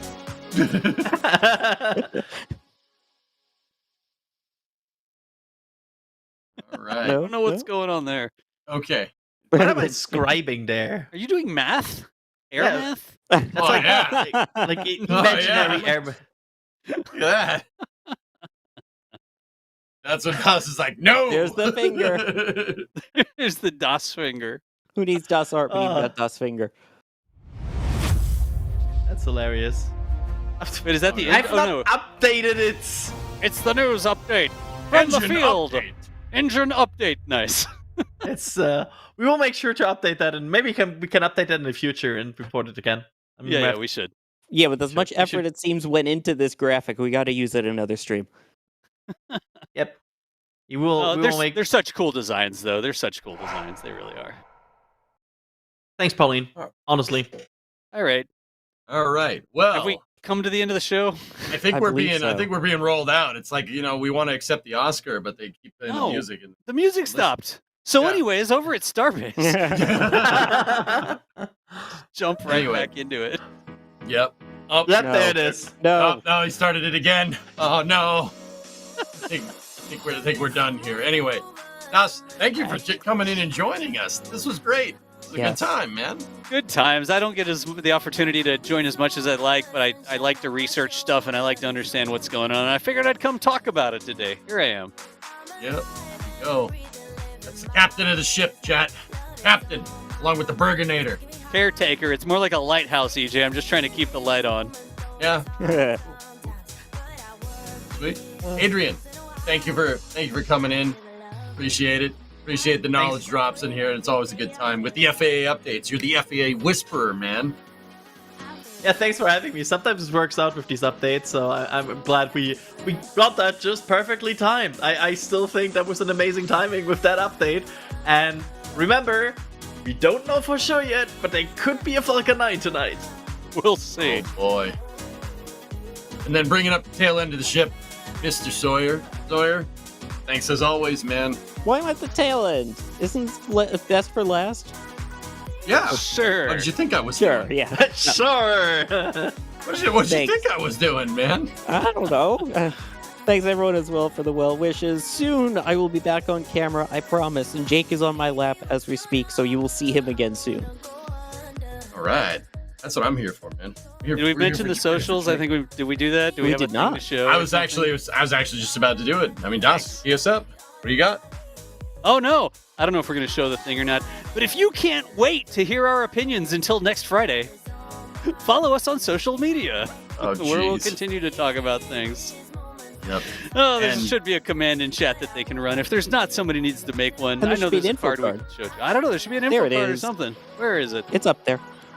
Oh, that's smaller than I thought. Anyways, follow us on social. The social team does a lot of good work getting time lapses and information and stuff like that out to you. So, anyways. All right. And then I'm still doing my bad job hosting over here. I'm EJ_SA. I stream over on Twitch, and I was doing the hosting tonight in lieu of Jack, who will be back soon. Also, thanks to Kevin Michael Reed for producing. I was getting to it, man. Making Jeez. sure. Jeez. I was gonna go lay by the bay and make things out of clay. I just may. What do you say? And Kevin doing the You ate production what for for us on the breakfast? back end. Yeah, what? No. Sorry. No, it's all good, man. Kevin, thank you for doing the back end. I think we're done here, guys. We're gonna put a bow on this and send it. And here we go.